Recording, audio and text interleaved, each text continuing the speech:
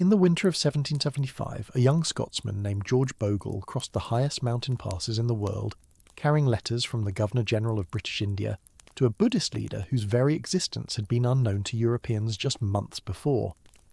The journey had taken Bogle through landscapes that seemed to belong to another planet entirely, where glaciers the size of European principalities ground slowly through valleys so remote that no Western cartographer had ever attempted to map them, where Buddhist monasteries clung to cliffsides thousands of feet above rivers that roared through gorges so deep that sunlight reached their floors for only a few hours each day, and where the air grew so thin that his lungs burned with every breath, while the cold cracked the leather of his boots and the skin of his face. Bogle had been sent by Warren Hastings to open diplomatic relations with Tibet, to explore the possibility of trade routes that might bypass the Qing Empire's stranglehold on commerce with Central Asia, and to gather intelligence about a region that remained almost completely unknown to the expanding British presence in South Asia. But among the many things Bogle brought back from his journey through the Himalayas was a story that had nothing to do with trade routes or diplomatic protocols, a story that the Tibetan monks and officials he encountered seemed to regard as common knowledge, a story about a kingdom hidden somewhere beyond the mountains he had struggled so desperately to cross.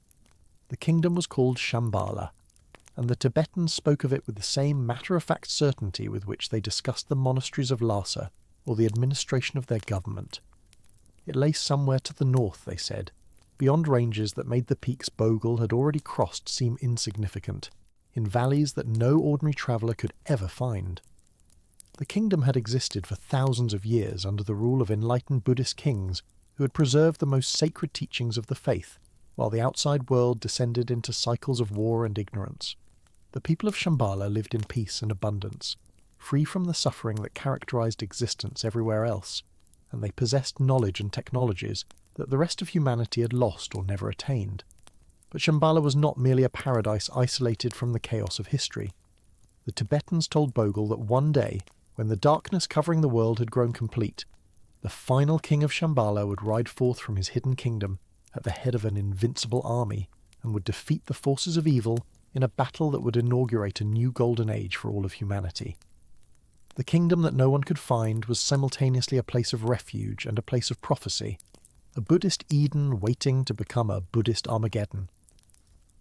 Bogle recorded these stories with the skepticism of an educated 18th century European, filing them alongside the other exotic curiosities he encountered during his diplomatic mission. But the kingdom he had heard described in those mountain monasteries would prove to be far more consequential than a mere traveller's tale. Over the next 2.5 centuries, Shambhala would draw an extraordinary procession of seekers into the unmapped spaces of Central Asia. Russian mystics would claim to have found it. German anthropologists working for Heinrich Himmler would search for it in the 1930s, believing it might hold secrets of Aryan racial purity.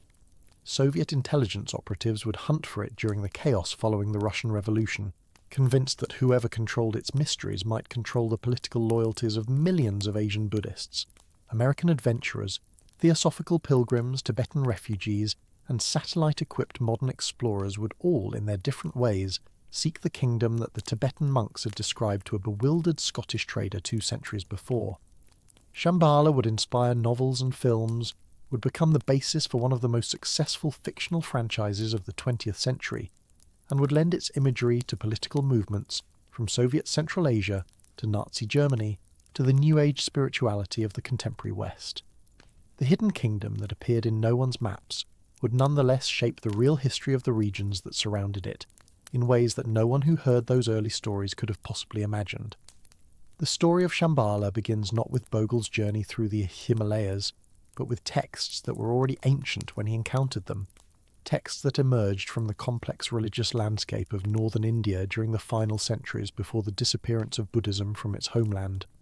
The Kalachakra Tantra, the primary scriptural source for the Shambhala legend, represents one of the latest and most elaborate developments of Tantric Buddhism, a vast corpus of ritual, cosmological, astrological, and meditative teachings that Indian Buddhist masters compiled sometime around the 10th or 11th century of the Common Era.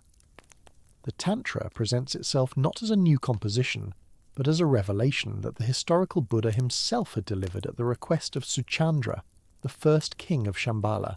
who had travelled to India specifically to receive these highest teachings.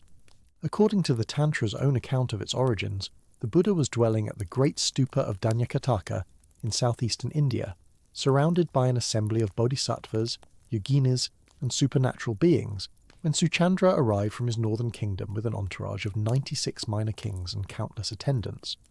The Buddha responded to Suchandra's request by transmitting the Kalachakra teachings, which the king then carried back to Shambhala, where they were preserved and practiced while the rest of the world gradually forgot them. The Kalachakra Tantra's framing narrative established Shambhala as the custodian of teachings that would otherwise have been lost to humanity, but it also embedded the kingdom within a prophetic historical framework that gave its existence cosmic significance. The Tantra described a lineage of kings who would rule Shambhala across thousands of years, each generation preserving and transmitting the Kalachakra teachings, while the outside world passed through increasingly dark ages of religious decline. 25 generations of what the Tantra called Kalki kings would succeed the original Dharma kings who had received the teachings directly from Suchandra and his immediate successors. Each Kalki king would reign for 100 years, maintaining Shambhala as a protected sanctuary of enlightened civilization, while the rest of the world fell ever deeper into ignorance and conflict. The final Kalki king, whose name the Tantra gave as Rudrachakrin or the Wrathful One with the Wheel, would emerge from Shambhala at the moment when humanity's degradation had reached its lowest point, leading an army of enlightened warriors against the forces of a barbarian king who had conquered nearly all the earth. The great battle between Shambhala and the barbarians would result in the complete destruction of the forces of darkness and the inauguration of a new golden age, in which the Kalachakra teachings would spread throughout the world and guide humanity toward universal enlightenment. The prophetic dimension of the Shambhala legend cannot be separated from the historical circumstances in which the Kalachakra Tantra emerged. The Indian subcontinent in the 10th and 11th centuries was experiencing the final stages of Buddhism's long decline in its homeland, as Hindu devotional movements gradually absorbed Buddhist institutions, while waves of Central Asian conquest disrupted the great monastic universities that had preserved Buddhist learning for over a millennium. The Kalachakra Tantra's description of barbarian invaders who would seek to destroy the Dharma almost certainly reflected the traumatic experience of Muslim incursions into northern India, particularly the campaigns that would culminate in the destruction of Nalanda and the other great Buddhist centres during the 12th and 13th centuries. The Tantra's promise that a hidden kingdom had preserved the highest Buddhist teachings and would eventually emerge to defeat the forces threatening the faith offered a powerful consolation to Buddhist communities watching their traditions dissolve under the pressure of historical catastrophe. Shambhala represented not merely an alternative geography, but an alternative history, a narrative in which the apparent victory of Buddhism's enemies was merely a temporary phase in a cosmic drama that would ultimately vindicate the Dharma completely.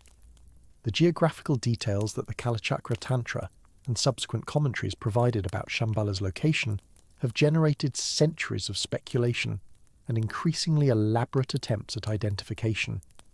The Tantra described the kingdom as lying north of the Sita River, which most scholars have identified with either the Tarim River of the Taklamakan Desert or the Sir Darya of Central Asia, in a region shaped like an 8-petaled lotus surrounded by snow-capped mountains.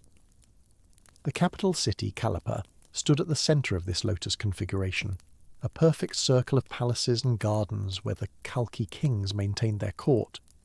Surrounding the capital were 960 million villages organised into 8 regions, each region governed by a subsidiary king who administered the realm under the authority of the Kalki.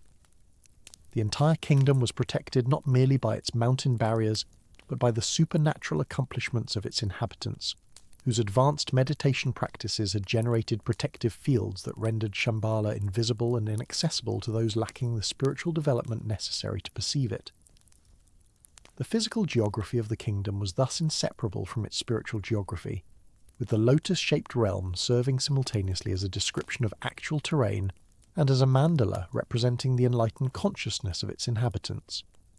The transmission of the Kalachakra Tantra from India to Tibet during the 11th and 12th centuries marked the beginning of Shambhala's transformation from an Indian Buddhist concept into a defining feature of Tibetan religious imagination.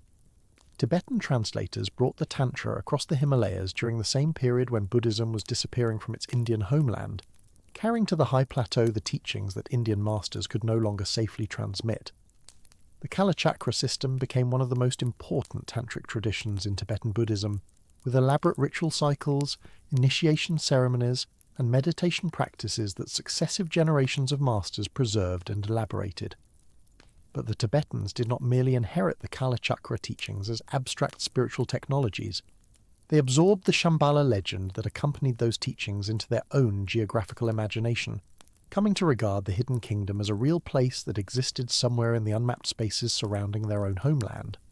The northward direction that the Indian texts had specified as Shambhala's location acquired new specificity in the Tibetan context, where the mountain barriers to the north and west opened onto regions that Tibetan traders and pilgrims occasionally glimpsed but rarely penetrated. Somewhere beyond the Kunlun Mountains, beyond the Taklamakan Desert, beyond the vast expanses of steppe and tundra that separated Tibet from the Arctic Ocean, the kingdom that preserved the Dharma's highest teachings waited in its lotus-shaped enclosure. The Tibetan elaboration of the Shambhala legend produced increasingly detailed accounts of the kingdom's geography, history, and prophetic timeline that transformed what had been a relatively schematic Indian framework into a vivid alternative world. Tibetan commentators named the successive Kalki kings and provided detailed accounts of their reigns, creating a dynasty as elaborately documented as any in Tibetan historical writing. They specified the dates of the Great Final Battle in terms that could be calculated using Tibetan calendrical systems, producing prophecies that located the emergence of Rudra Chakrin at various points in the future, depending on which commentator's calculations one followed. The most common dating placed the Great Battle roughly 2,000 years after the composition of the Kalachakra Tantra, in what would correspond to the 24th or 25th century of the Common Era, though some commentators argued for earlier dates that had already passed, or much later ones that removed the prophecy into the indefinite future. The apparent failure of earlier predicted dates to produce the prophesied events did not diminish faith in the Shambhala legend, but rather generated new interpretive frameworks that explained how the timing could be recalculated or how the prophecy might be fulfilled in ways other than literal military conquest. The physical reality of Shambhala remained a subject of ongoing debate within Tibetan Buddhist traditions, with different teachers and schools offering interpretations that range from the strictly geographical to the entirely symbolic. Some masters insisted that Shambhala was a real place that could theoretically be reached through physical travel, though the journey would require spiritual accomplishments that rendered it impossible for ordinary seekers. Others argued that Shambhala represented a state of consciousness rather than a location in external geography, with the hidden kingdom serving as a symbol for the enlightened mind that practitioners could access through meditation rather than through geographic exploration. Still others proposed intermediate positions in which Shambhala existed as both a physical realm and a spiritual symbol, with the material kingdom and the contemplative experience representing different aspects of the same reality. These interpretive variations allowed the Shambhala legend to function simultaneously on multiple levels, offering a geographical mystery for those inclined toward literal reading, a meditative framework for those pursuing contemplative practice, and a prophetic promise for those seeking hope in times of crisis. The first Western encounters with the Shambhala legend occurred through the same networks of exploration, trade, and missionary activity that gradually opened Tibet and Central Asia to European knowledge during the 18th and 19th centuries. Bogle's 1775 mission represented an early moment in this process, but he was followed by a succession of travellers whose encounters with Tibetan civilization produced increasingly detailed reports of the hidden kingdom that Tibetan sources described. The Hungarian scholar Sándor Csoma de Koros, who spent years in Himalayan monasteries during the 1820s and 1830s, learning Tibetan in order to search for the origins of the Hungarian people, compiled some of the first Western translations of Tibetan texts that mention Shambhala. His accounts brought the legend to the attention of European Orientalists, who debated whether the kingdom might represent a garbled memory of actual Central Asian civilizations or whether it was purely mythological in character. The Moravian missionaries who established stations in the Himalayan borderlands during the mid-19th century added their own observations of Tibetan beliefs about the hidden kingdom, while Russian explorers pushing southward from Siberia into the territories of the Qing Empire gathered reports from Mongolian and Tibetan informants that suggested Shambhala might lie somewhere in the vast and largely unknown regions of northern Tibet or the Altai Mountains. The Western reception of the Shambhala legend was transformed decisively by the emergence of theosophy during the final decades of the 19th century and the first decades of the 20th. Helena Petrovna Blavatsky, the Russian-born founder of the Theosophical Society,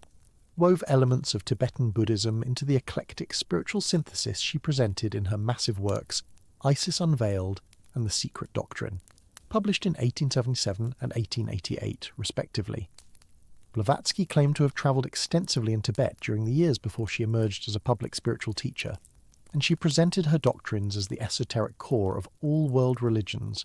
transmitted to her by enlightened masters whom she called the Mahatmas, or Great Souls.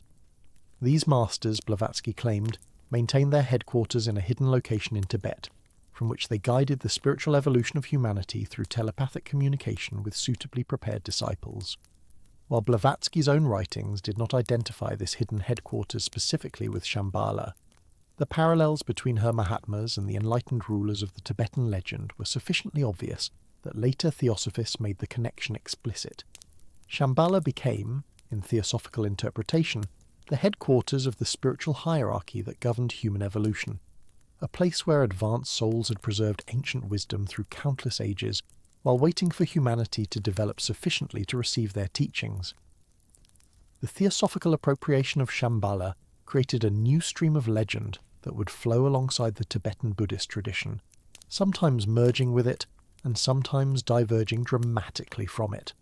The theosophists transformed the Buddhist kingdom into a universal spiritual centre that transcended any single religious tradition, making it the source not only of Buddhist Dharma, but of all valid spiritual teachings that had ever appeared on Earth. They embedded Shambhala within elaborate cosmological frameworks involving root races, cosmic cycles, and the descent of spirit into matter, connecting the hidden kingdom to everything from Atlantis to the spiritual destiny of the 20th century. The theosophical Shambhala was simultaneously more accessible and more occult than its Buddhist original, since the Mahatmas who resided there were supposedly in regular communication with advanced disciples throughout the world, yet the physical location remained just as hidden as it had ever been. Most significantly, the theosophists stripped Shambhala of its specifically Buddhist prophetic content, replacing the final battle against the barbarians with a generalized hope for human spiritual evolution that could appeal to seekers from any background. The kingdom that Indian Buddhist masters had created as a repository of tantric dharma became, in theosophical hands, a universal symbol of hidden wisdom that could be adapted to virtually any spiritual agenda. The geopolitical transformation of Central Asia during the late 19th and early 20th centuries brought the Shambhala legend into contact with forces that neither its Buddhist creators nor its theosophical interpreters had ever imagined. The great game between the British and Russian empires for control of the regions surrounding India pushed explorers, spies and military officers into territories that had remained virtually unknown to outsiders for centuries. The collapse of the Qing dynasty in 1911 and the subsequent chaos of the warlord period opened China's western frontiers to adventurers and political agents whose interests ranged from territorial acquisition to religious quest. The Russian Revolution of 1917 and the subsequent civil war scattered white Russian refugees across Manchuria and Mongolia, while sending Red Army forces into regions where Buddhism had shaped political culture for centuries. These convergent disruptions created conditions in which the Shambhala legend could acquire political significance far beyond anything it had possessed in its traditional context, as various actors came to believe that whoever controlled the symbolism of the hidden kingdom might control the loyalties of the millions of Buddhists who regarded it as sacred. The most remarkable of the political actors who sought to exploit the Shambhala legend was Baron Roman von Ungern-Sternberg, a Baltic German officer whose meteoric career during the Russian Civil War brought him to power over Mongolia in 1921. Ungern-Sternberg was a descendant of crusading knights who had established themselves in the Baltic provinces during the medieval period, and he combined the aristocratic pretensions of his family with an increasingly deranged mysticism that drew on Buddhist, theosophical, and pan-Mongolian sources. He had converted to Buddhism during his years of service in the Russian Far East, and he came to believe that he was destined to play a role in the restoration of the great Asian empires that had preceded the modern era. When the chaos of the Civil War gave him the opportunity to carve out an independent domain, he seized Mongolia with a force of white Russian cavalry and Mongol warriors, expelling the Chinese garrison from Urga and installing himself as the effective ruler of the country. Ungern Sternberg believed that he was preparing the way for a great Pan-Asian crusade that would sweep westward from the Mongolian steppes, destroying Bolshevism and restoring the theocratic order that he imagined had once governed Asia under Buddhist emperors. The hidden kingdom of Shambhala figured prominently in his increasingly apocalyptic vision, which combined traditional Buddhist prophecy with his own fantasies of racial warfare and imperial restoration. The Baron's brief reign of terror over Mongolia demonstrated how the Shambhala legend could be weaponized in the service of political violence.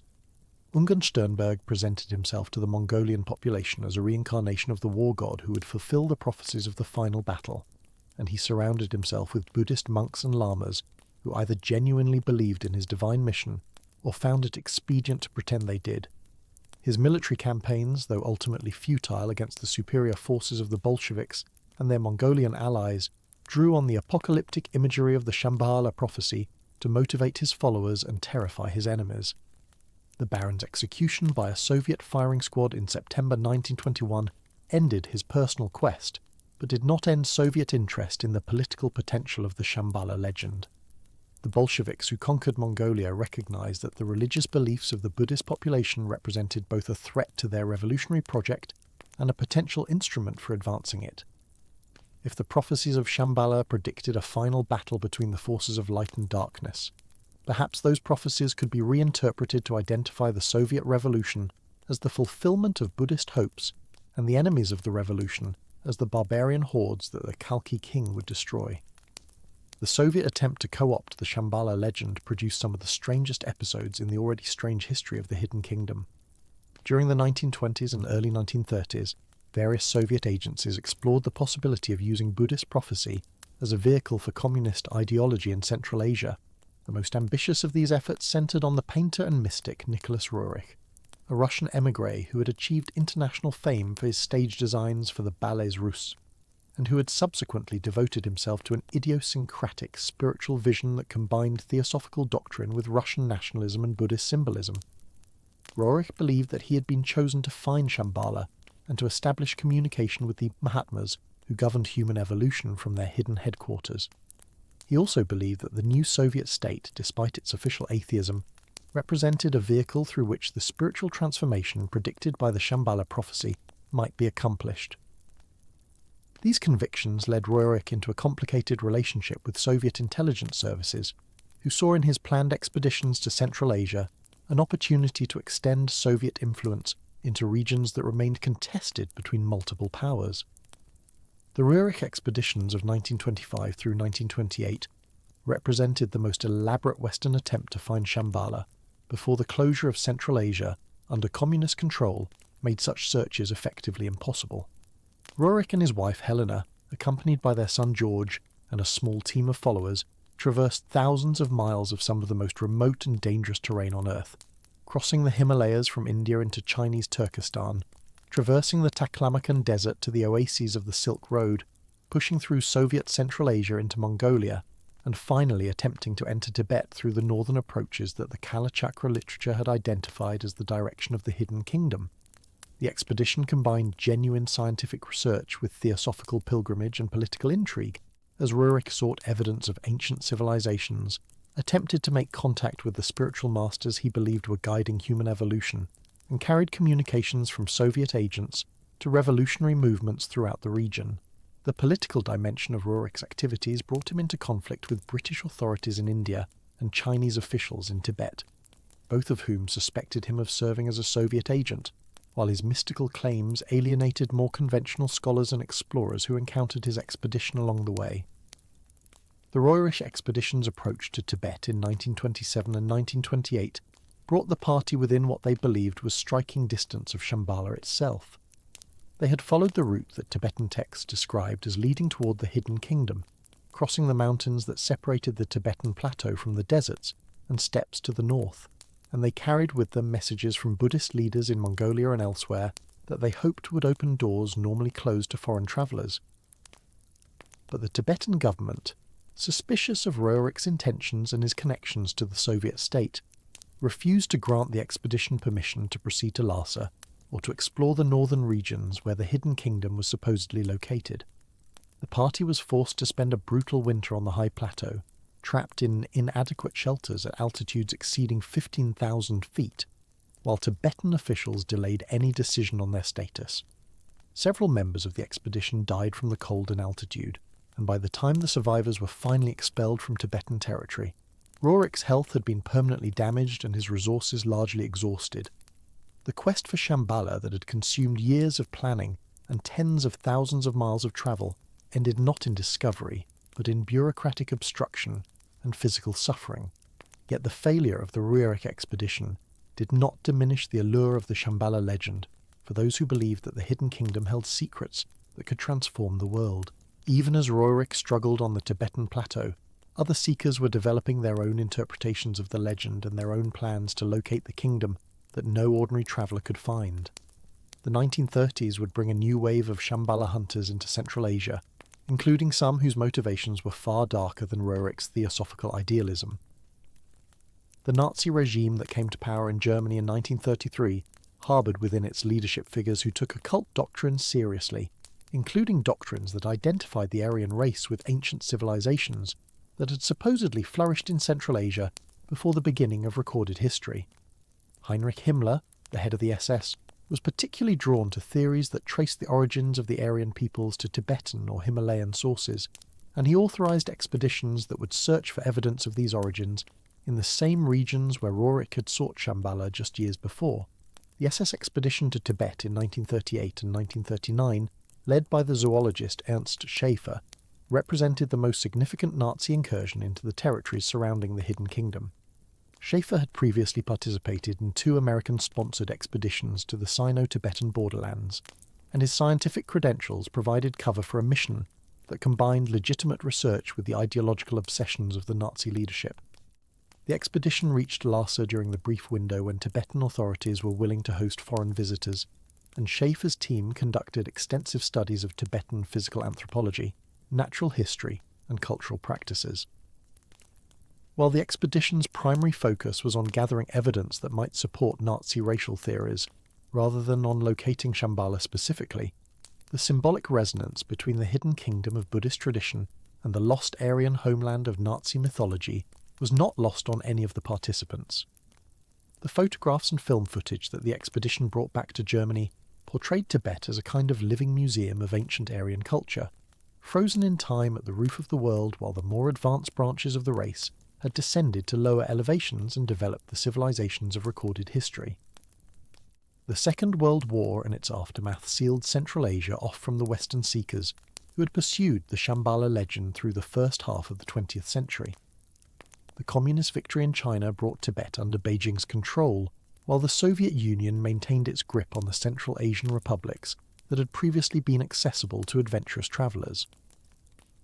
The Dalai Lama's flight from Tibet in 1959 and the Chinese destruction of Tibetan religious institutions that followed created a diaspora that would eventually bring authentic Tibetan Buddhism to the West, including the Kalachakra teachings that had always been the primary scriptural context for the Shambhala legend. But the physical quest for the hidden kingdom, the attempt to find Shambhala on an actual map and to reach it through actual travel, became effectively impossible during the decades when the Cold War divided the regions surrounding Tibet between hostile powers. The legend that had drawn seekers across mountains and deserts for centuries became, for a generation, something that could only be pursued through books and meditation, rather than through expeditions into the unknown. The transformation of Shambhala from a destination that could be sought through physical travel to a concept that could only be approached through textual study and contemplative practice coincided with the broader transmission of Tibetan Buddhism to Western audiences during the second half of the 20th century. The Tibetan diaspora that followed the Chinese occupation brought teachers, texts, and traditions into contact with Western students, who were often more interested in the psychological and spiritual dimensions of Buddhist practice than in the geographic literalism that had characterized earlier generations of seekers. The Shambhala legend underwent a significant reinterpretation during this period, as teachers who had been trained in the traditional Tibetan understanding of the kingdom began to present its meaning in terms that resonated with Western audiences, while preserving what they considered the essential significance of the teachings. Chogyam Trungpa Rinpoche, who fled Tibet in 1959 and eventually established Buddhist teaching centres in Scotland, the United States and Canada, became one of the most influential interpreters of the Shambhala tradition for Western audiences. Trungpa had received training in the Kalachakra system within the Kagyu and Nyingma lineages of Tibetan Buddhism, and his presentation of Shambhala drew upon the traditional sources while adapting their meaning for students who approached Buddhism from radically different cultural backgrounds than those of traditional Tibetan practitioners. The Shambhala training program that Trungpa developed during the 1970s and 1980s presented the hidden kingdom not as a geographic location to be discovered through exploration, but as a state of human society that could be cultivated through individual and collective practice. The warrior kings of traditional Shambhala legend became models for what Trungpa called enlightened society, a form of human community that combined spiritual awareness with worldly engagement in ways that differed from both the monastic withdrawal of traditional Buddhism and the secular materialism of modern Western civilization. The presentation of Shambhala that emerged from Trungpa's teaching emphasized the continuity between individual meditation practice and the transformation of society as a whole.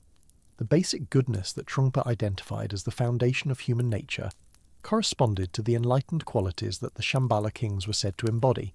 and the practices of mindfulness and awareness that formed the core of his meditation instruction were presented as the means through which ordinary practitioners could cultivate the same qualities that characterized the inhabitants of the hidden kingdom. The Shambhala warrior of Trungpa's interpretation was not a military figure, but a person who faced the challenges of ordinary life with courage, gentleness, and awareness, creating islands of sanity within the confusion of the modern world while working toward the broader transformation that the Shambhala prophecies had always promised. This psychological and social interpretation of the legend did not necessarily deny the traditional accounts of Shambhala as a physical location,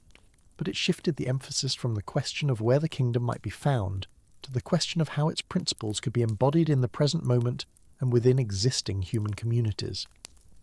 The Shambhala teachings that Trungpa developed represented one stream of a broader phenomenon in which Tibetan Buddhist ideas were being adapted for Western audiences during the latter decades of the 20th century. The Dalai Lama's growing international prominence brought the Kalachakra tradition to audiences that would never have encountered it through the traditional structures of Tibetan religious education. The Kalachakra initiations that the Dalai Lama began conferring to mass audiences starting in the 1970s introduced millions of people to the textual and ritual context within which the Shambhala legend had originally developed. Though the emphasis in these public teachings typically fell on the meditation practices and ethical commitments associated with the initiation rather than on the geographic or prophetic dimensions of the Shambhala material. The academic study of the Kalachakra literature that developed during the same period provided Western scholars with increasingly detailed understanding of the traditional sources, even as the Cold War political situation made direct access to the Central Asian regions associated with Shambhala effectively impossible. The collapse of the Soviet Union in 1991 and the gradual opening of China during the same period created new possibilities for engagement with the territories that had been sealed off from Western seekers for decades. Regions of Inner Asia that had been accessible only to approved Soviet researchers became destinations for adventurous travellers, and the traditional routes through which pilgrims and explorers had once approached the hidden kingdom became theoretically available once again. The physical quest for Shambhala that had seemed definitively concluded during the Cold War experienced something of a revival during the 1990s and 2000s, though the character of this renewed interest differed substantially from the expeditions of earlier decades. The seekers who travelled to the mountains of Central Asia at the turn of the millennium were typically informed by the psychological interpretations of the legend that had developed during the intervening years, and their quests combined the hope of physical discovery with the recognition that Shambhala's significance might ultimately transcend any particular geographic location.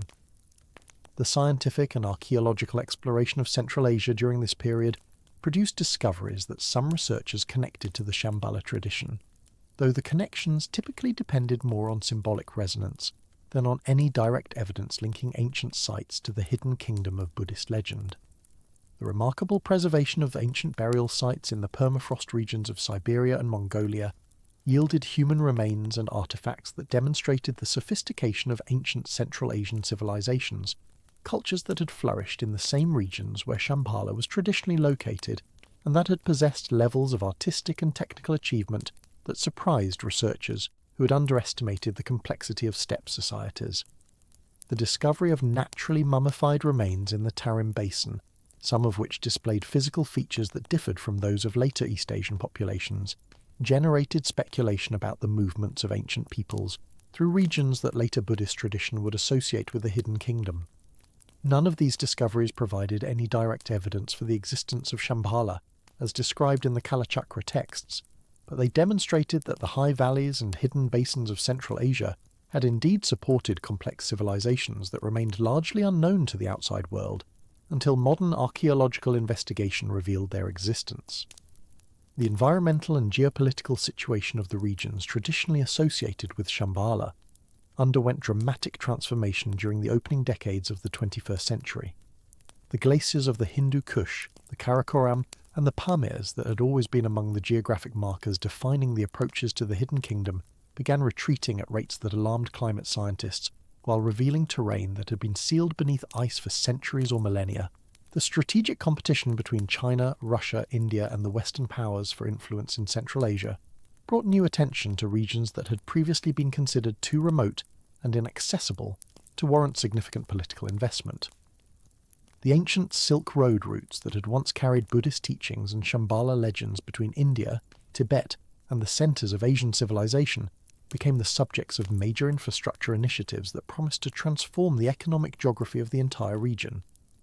The hidden valleys and isolated communities that earlier generations had imagined might harbour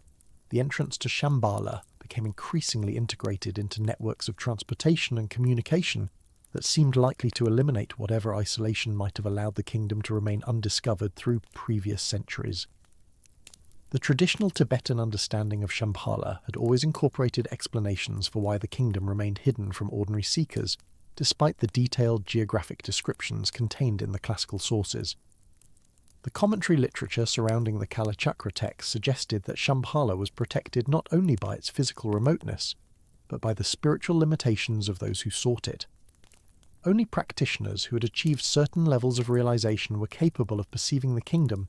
while those whose motivations were impure or whose spiritual development was insufficient would pass through the very valleys where Shambhala lay hidden without recognizing what surrounded them.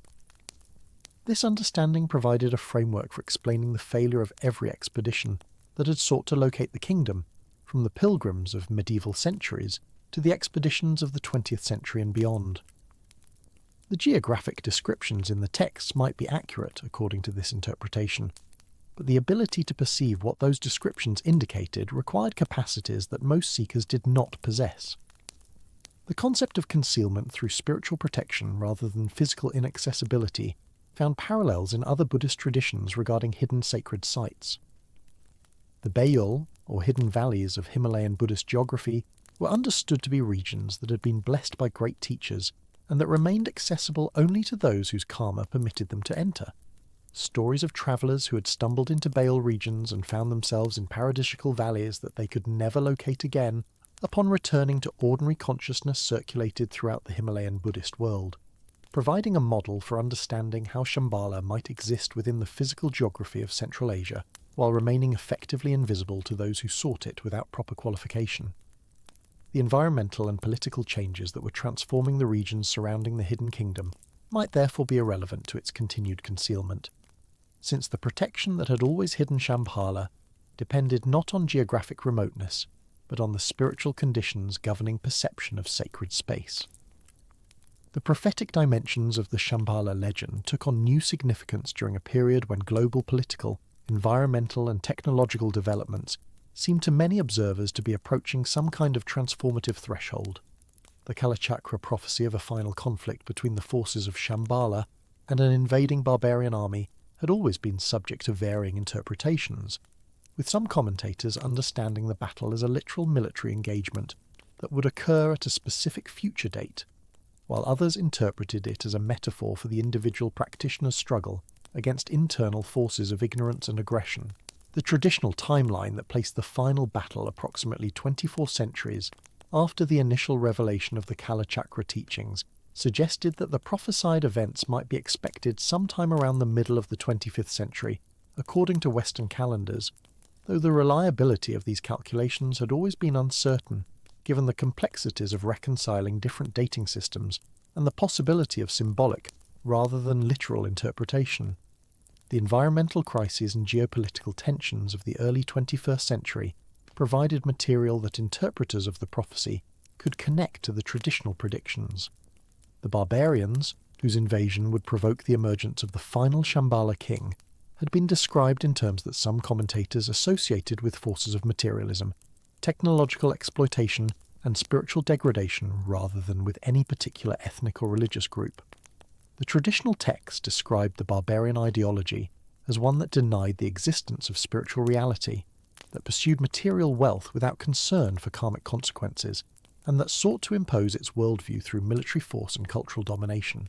Observers who were inclined to find contemporary relevance in ancient prophecies could identify candidates for this barbarian force in various features of the modern world, from consumer capitalism to technological surveillance, to the secular ideologies that had displaced traditional religious frameworks in much of the globe.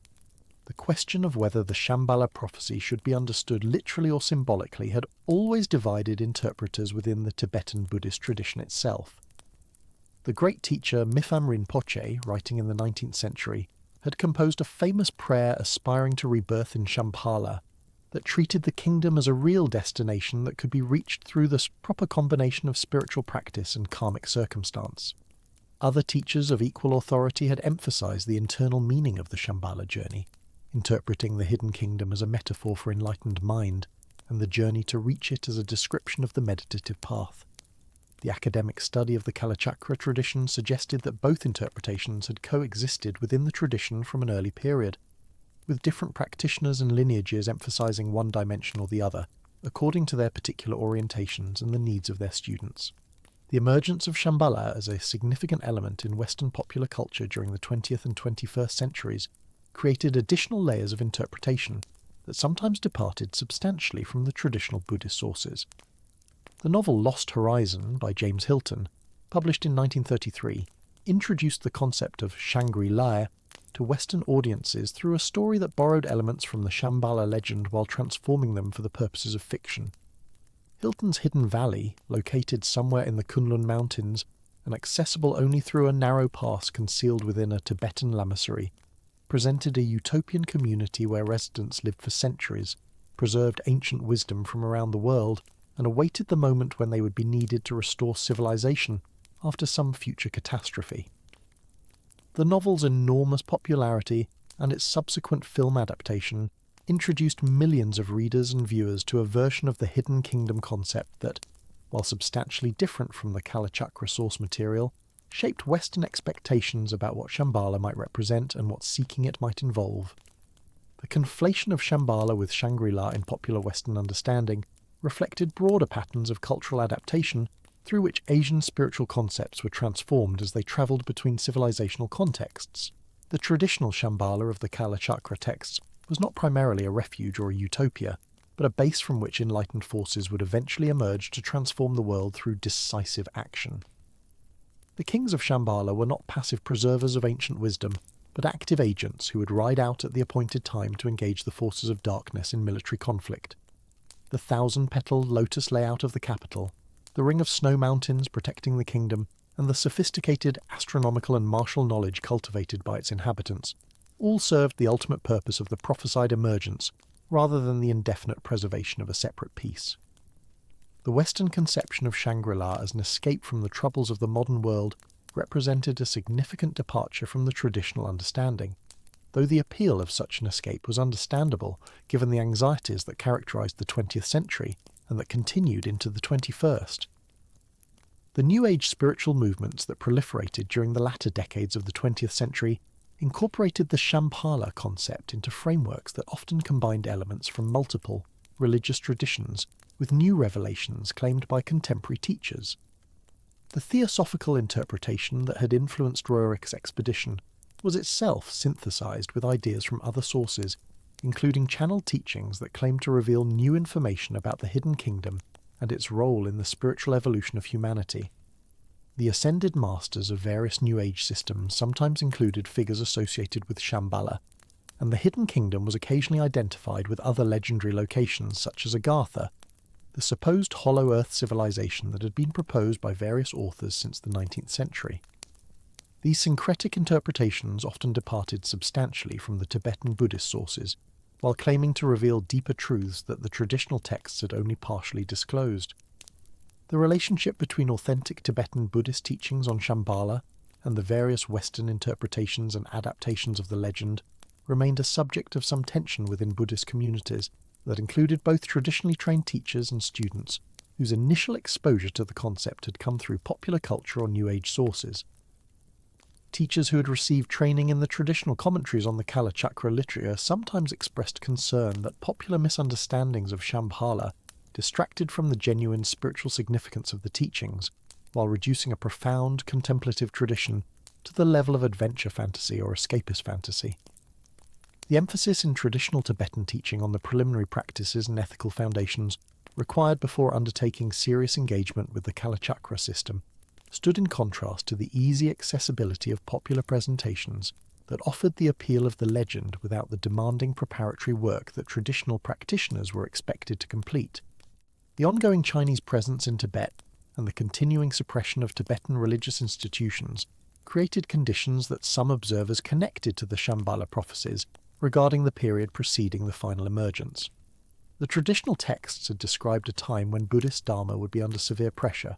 when its institutions would be destroyed and its practitioners scattered as part of the darkening that would precede the dawn represented by the Shambhala king's victory. The destruction of thousands of Tibetan monasteries during the Cultural Revolution and the ongoing restrictions on Tibetan religious practice under Chinese rule provided material that interpreters inclined toward prophetic readings could connect to these traditional predictions. The diaspora of Tibetan teachers and the transmission of Tibetan Buddhism to new populations around the world could similarly be interpreted as part of the preparation for whatever transformation the prophecies indicated. The preservation of the teachings in new environments while their traditional homeland underwent a period of darkness. The figure of the Dalai Lama himself came to occupy a complex position in relation to the Shambhala tradition and its prophetic dimensions. As the holder of the Kalachakra lineage and the conferrer of the initiation to mass audiences around the world, he had done more than any other single figure to bring awareness of the Shambhala tradition to international attention. His emphasis on the ethical and contemplative dimensions of the teachings, rather than on geographic speculation or prophetic prediction, provided a model for engagement with the tradition that steered between the extremes of dismissive skepticism and literalistic credulity. The Dalai Lama's public statements about Shambhala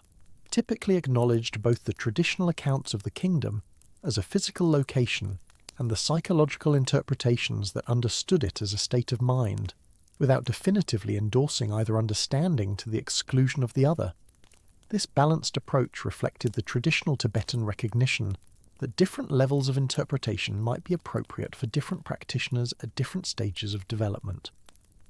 The question of Shambhala's physical location continued to attract attention from researchers who approached the legend through the methods of historical geography rather than through spiritual or esoteric frameworks. The traditional text provided coordinates that, while expressed in the cosmological and geographical terminology of medieval Indian and Tibetan scholars, could potentially be correlated with actual locations in Central Asia. The description of Shambhala as lying north of the river Sita, beyond a range of snow mountains, in a region where the days and nights were of nearly equal length, suggested to some researchers a location somewhere in the general vicinity of the Tarim Basin, the Pamir Mountains, or the regions of Central Asia that had served as crossroads for the transmission of Buddhism from India to East Asia. The reference to 96 provinces or regions surrounding the central palace suggested a kingdom of considerable extent, though the interpretation of these geographical details remained uncertain given the symbolic and cosmological dimensions that pervaded the traditional descriptions. The historical context in which the Kalachakra teachings were composed provided additional material for researchers attempting to situate the Shambhala legend within the broader history of Central Asian Buddhism. The period between the 8th and 11th centuries had witnessed both the flourishing and the decline of Buddhist institutions across large portions of Central Asia, as the expansion of Islam transformed the religious landscape of the region. The great Buddhist monasteries of the Tarim Basin, which had served as centres for the translation of Buddhist texts and the training of monks for centuries, gradually declined during this period, their communities dispersing as the populations among which they had operated converted to Islam.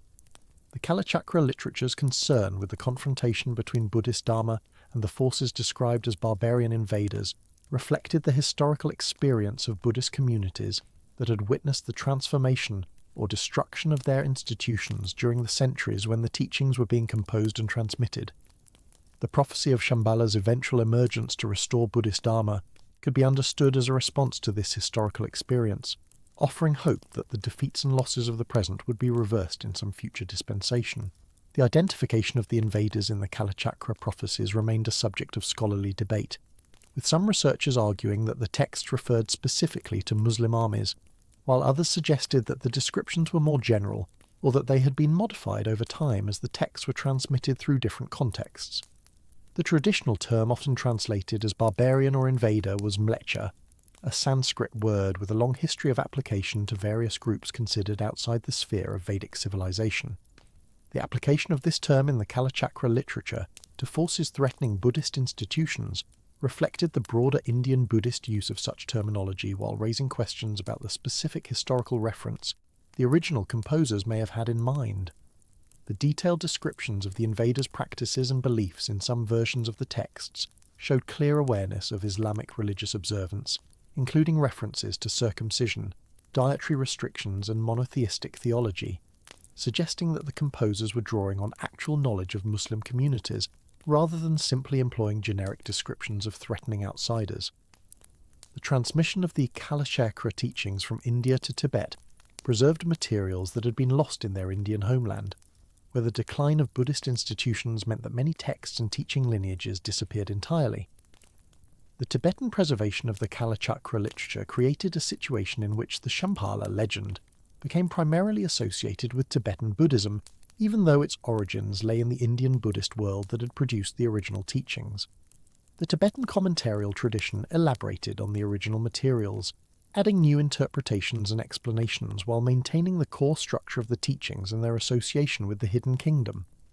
The monasteries of Tibet became the repositories for lineages of practice and interpretation that could trace their origins back to the Indian masters who had first transmitted the Kalachakra system, creating chains of transmission that connected contemporary practitioners to sources that were understood to originate ultimately in Shambhala itself. The relationship between the textual tradition and the practices associated with it created layers of engagement with the Shambhala legend that range from simple awareness of the prophetic narrative to intensive meditative practices that required years of preparation and training. The preliminary teachings that introduced students to the Kalachakra system typically included accounts of Shambhala's history and prophetic significance, establishing the framework within which the more advanced practices were to be understood.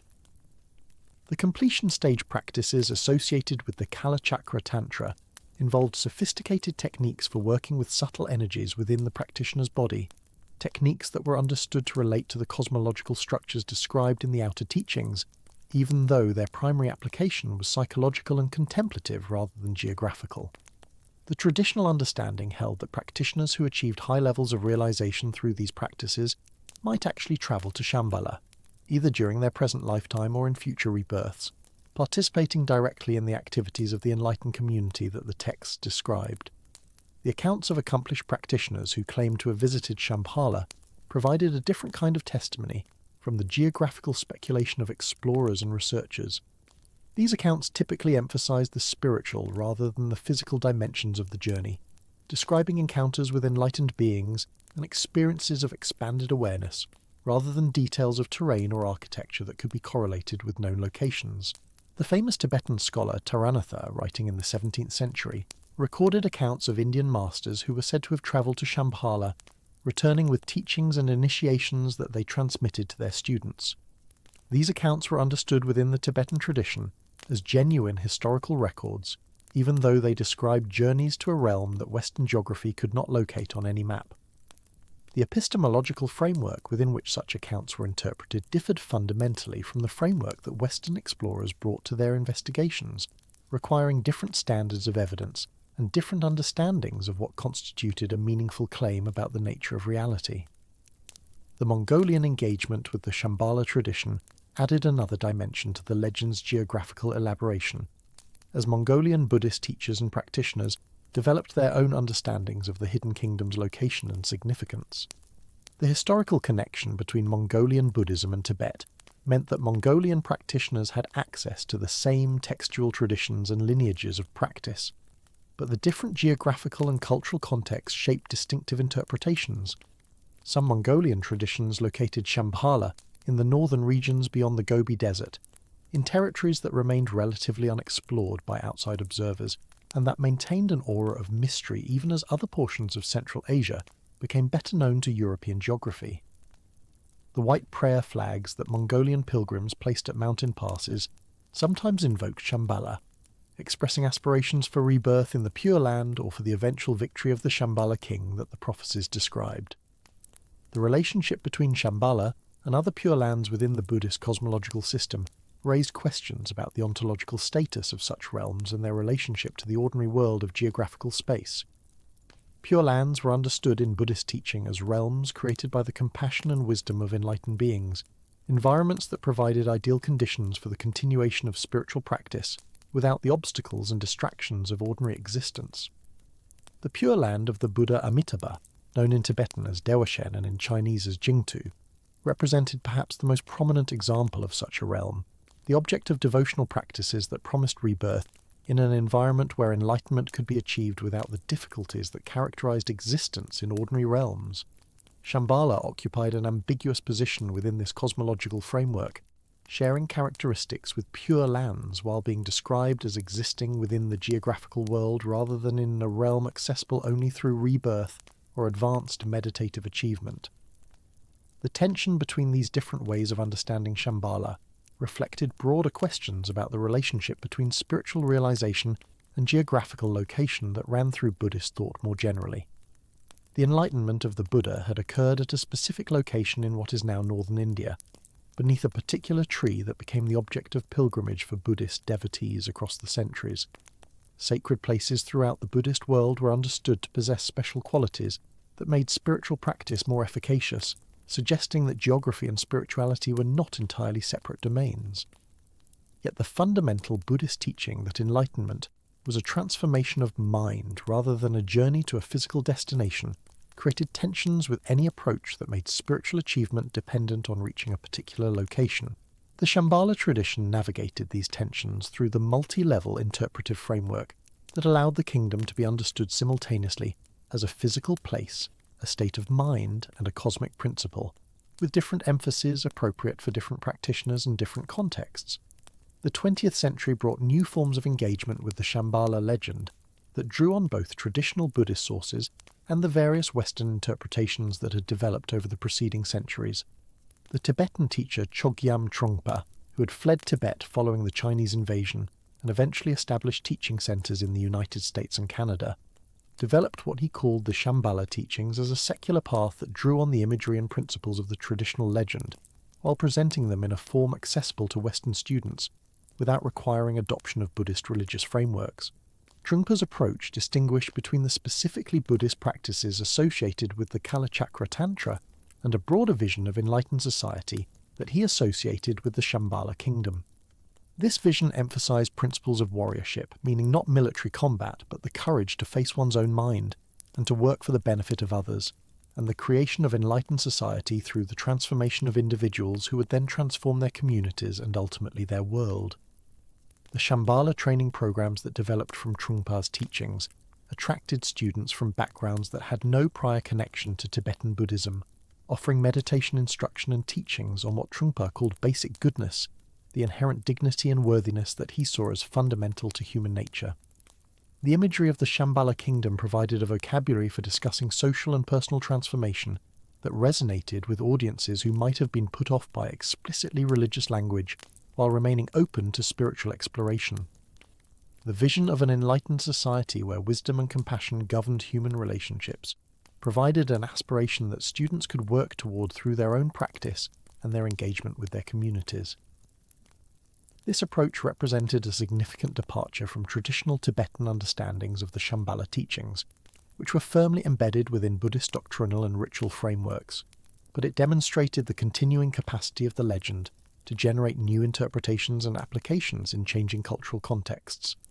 The organizational structures that developed around Trungpa's Shambhala teachings created institutions that maintained and transmitted these interpretations to new generations of students.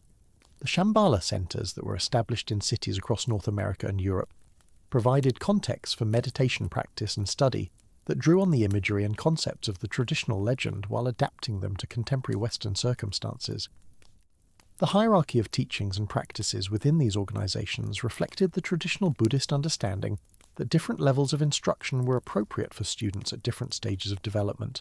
though the specific content of the teachings differed in important ways from the traditional Kalachakra curriculum. The tension between these modern adaptations and traditional Tibetan Buddhist approaches to the Shambhala material remained a subject of ongoing discussion within communities that included both traditionally trained Tibetan teachers and Western students whose understanding of the tradition had been shaped primarily by contemporary interpretations. The academic study of the Shambhala tradition developed alongside these various religious and spiritual appropriations, bringing the tools of textual criticism, historical analysis, and comparative religion to bear on the question of the legend's origins and significance. Scholars who had training in Tibetan language and Buddhist studies examined the Kalachakra literature and its commentaries, attempting to establish the historical context in which different texts had been composed and to trace the development of ideas within the tradition over time. The work of these scholars sometimes stood in tension with the claims made by religious practitioners about the origins and authority of the teachings, as academic analysis raised questions about dating and attribution that traditional understandings had taken for granted. The traditional claim that the Kalachakra teachings had been preserved in Shambhala since the time of the Buddha was difficult to reconcile with evidence suggesting that the texts as they existed had been composed during the medieval period, even if defenders of the traditional view could argue that the written texts represented a late codification of oral teachings that had been transmitted since much earlier times. The circulation of the Shambhala legend within popular culture continued to expand during the late 20th and early 21st centuries, with the kingdom appearing in films, novels, video games, and other media that reached audiences far larger than those who engaged with either traditional Buddhist sources or academic studies. The image of a hidden paradise somewhere in the Himalayas or Central Asia had become a cultural archetype that could be deployed in narratives having little connection to the Buddhist tradition from which it had originated. The combination of mystery, spirituality, and adventure that the legend embodied made it appealing for storytellers working across many genres, from science fiction to romance to action-adventure. These popular representations typically simplified or distorted the traditional sources, but they also ensured that the name of Shambhala remained familiar to audiences who might never encounter the Buddhist text that originally described the kingdom. The Chinese government's approach to Tibetan Buddhism created conditions that affected the transmission and interpretation of the Shambhala teachings within Tibet itself. The restrictions on religious practice that had characterized the Maoist period were somewhat relaxed during the reform era that followed, allowing monasteries to be rebuilt and religious observances to resume, though within limits that the authorities continued to enforce. The transmission of the Kalachakra initiation within Tibet required negotiation with governmental authorities, who remained suspicious of religious activities that might have political implications. The prophecies of a future king who would defeat invaders and restore Buddhist Dharma could easily be interpreted as having political significance in a context where Tibetan religious and political aspirations remained intertwined, and where the Chinese government viewed any assertion of Tibetan distinctiveness with concern. The Dalai Lama's conferral of the Kalachakra initiation to large audiences outside Tibet served as an alternative vehicle for the transmission of these teachings to Tibetan communities that could not receive them within their homeland. The environmental and geopolitical changes affecting the Himalayan and Central Asian regions during the early 21st century added new dimensions to discussions of Shambhala's significance and location. The melting of glaciers and the transformation of high mountain environments raised questions about how these regions might change in coming decades and whether locations that had remained inaccessible might become more open to exploration.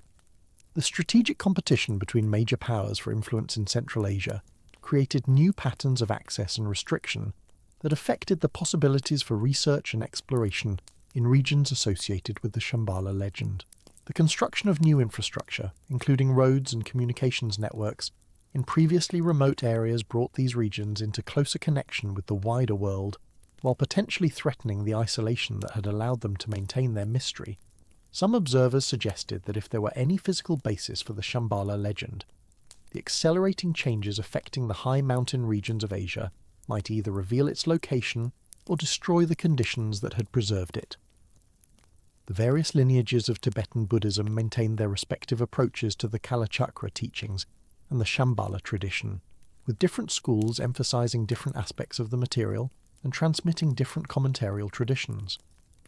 The Gelug school, to which the Dalai Lama belonged, had developed an extensive literature on the Kalachakra system, including detailed commentaries on the practices associated with the Tantra and the cosmological and prophetic teachings connected to Shambhala. The Kagyu, Nyingma and Sakya schools each maintained their own lineages of Kalachakra transmission, with variations in emphasis and interpretation that reflected the distinctive characteristics of each tradition. The preservation of these multiple lineages in the Tibetan diaspora created opportunities for comparison and exchange that had been less available when the different schools had been geographically separated in Tibet, while also sometimes creating tensions between practitioners who held different understandings of the same material.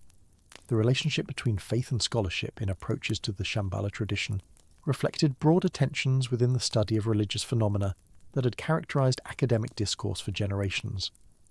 Scholars trained in critical methods approached the texts and traditions with assumptions about historical development and human authorship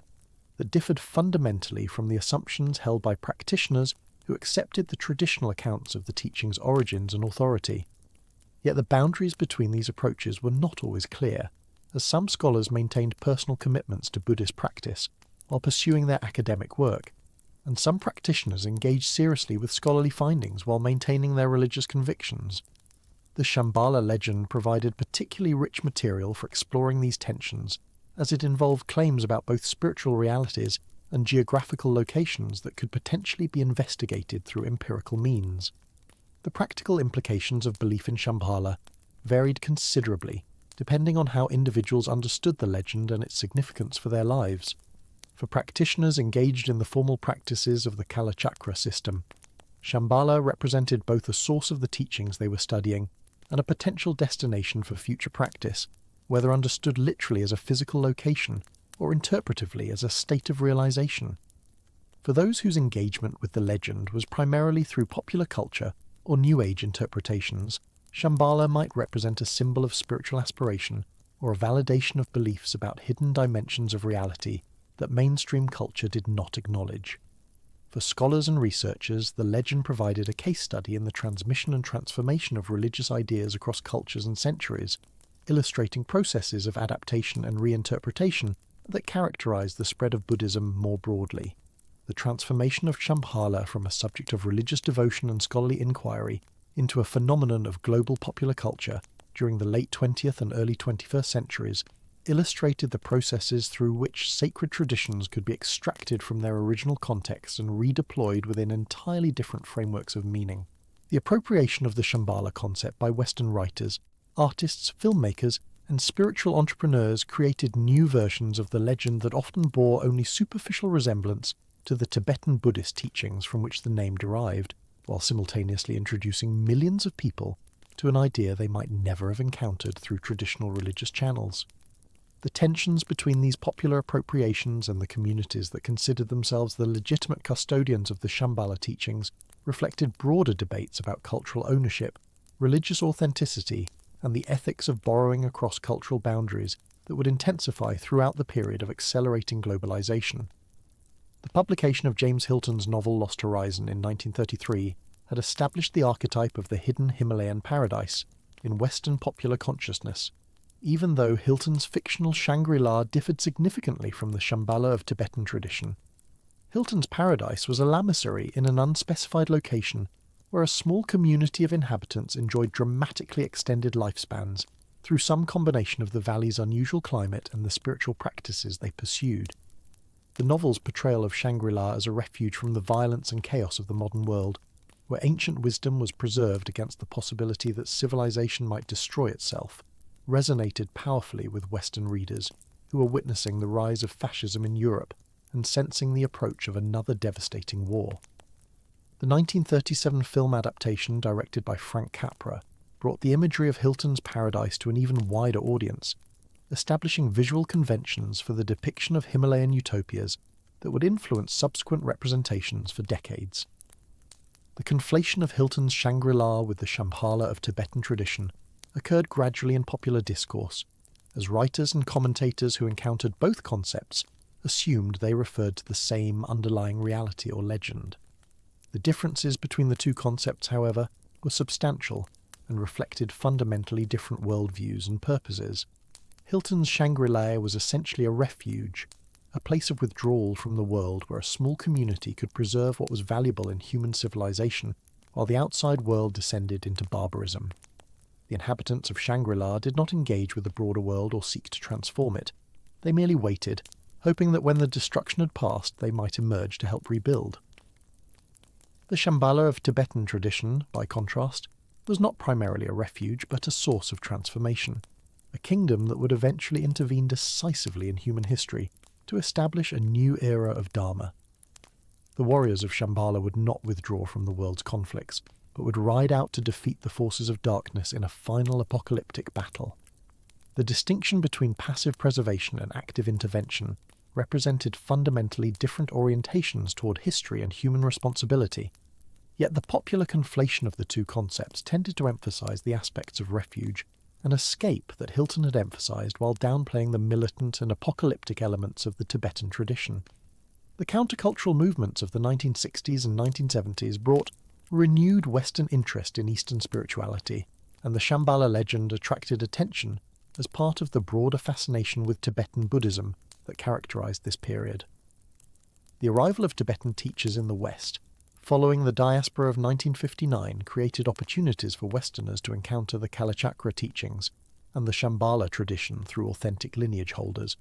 though the understanding that most Western students achieved necessarily reflected their own cultural backgrounds and assumptions. The most influential Western appropriation of the Shambhala concept during this period came through the work of Chogyam Trungpa Rinpoche, a tulku of both the Kagyu and Nyingma lineages, who had fled Tibet in 1959 and eventually settled in North America, where he established a network of meditation centers and a distinctive approach to presenting Buddhist teachings to Western audiences. Trungpa's Shambhala teachings represented both a creative adaptation of traditional material and a departure from the Kalachakra context within which the Shambhala legend had originally developed. Drawing on Terma literature associated with the kingdom of Shambhala, and combining this with his own visionary experiences, Trungpa developed what he called the Shambhala path, a secular approach to meditation and warriorship that he presented as distinct from, though complementary to, his Buddhist teachings.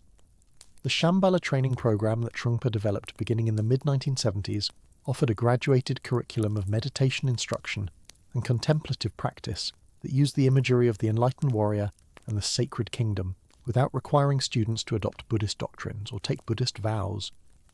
Trungpa's vision of Shambhala emphasized the development of individual bravery and gentleness through meditation practice, the creation of enlightened society through the extension of these qualities into social and political life,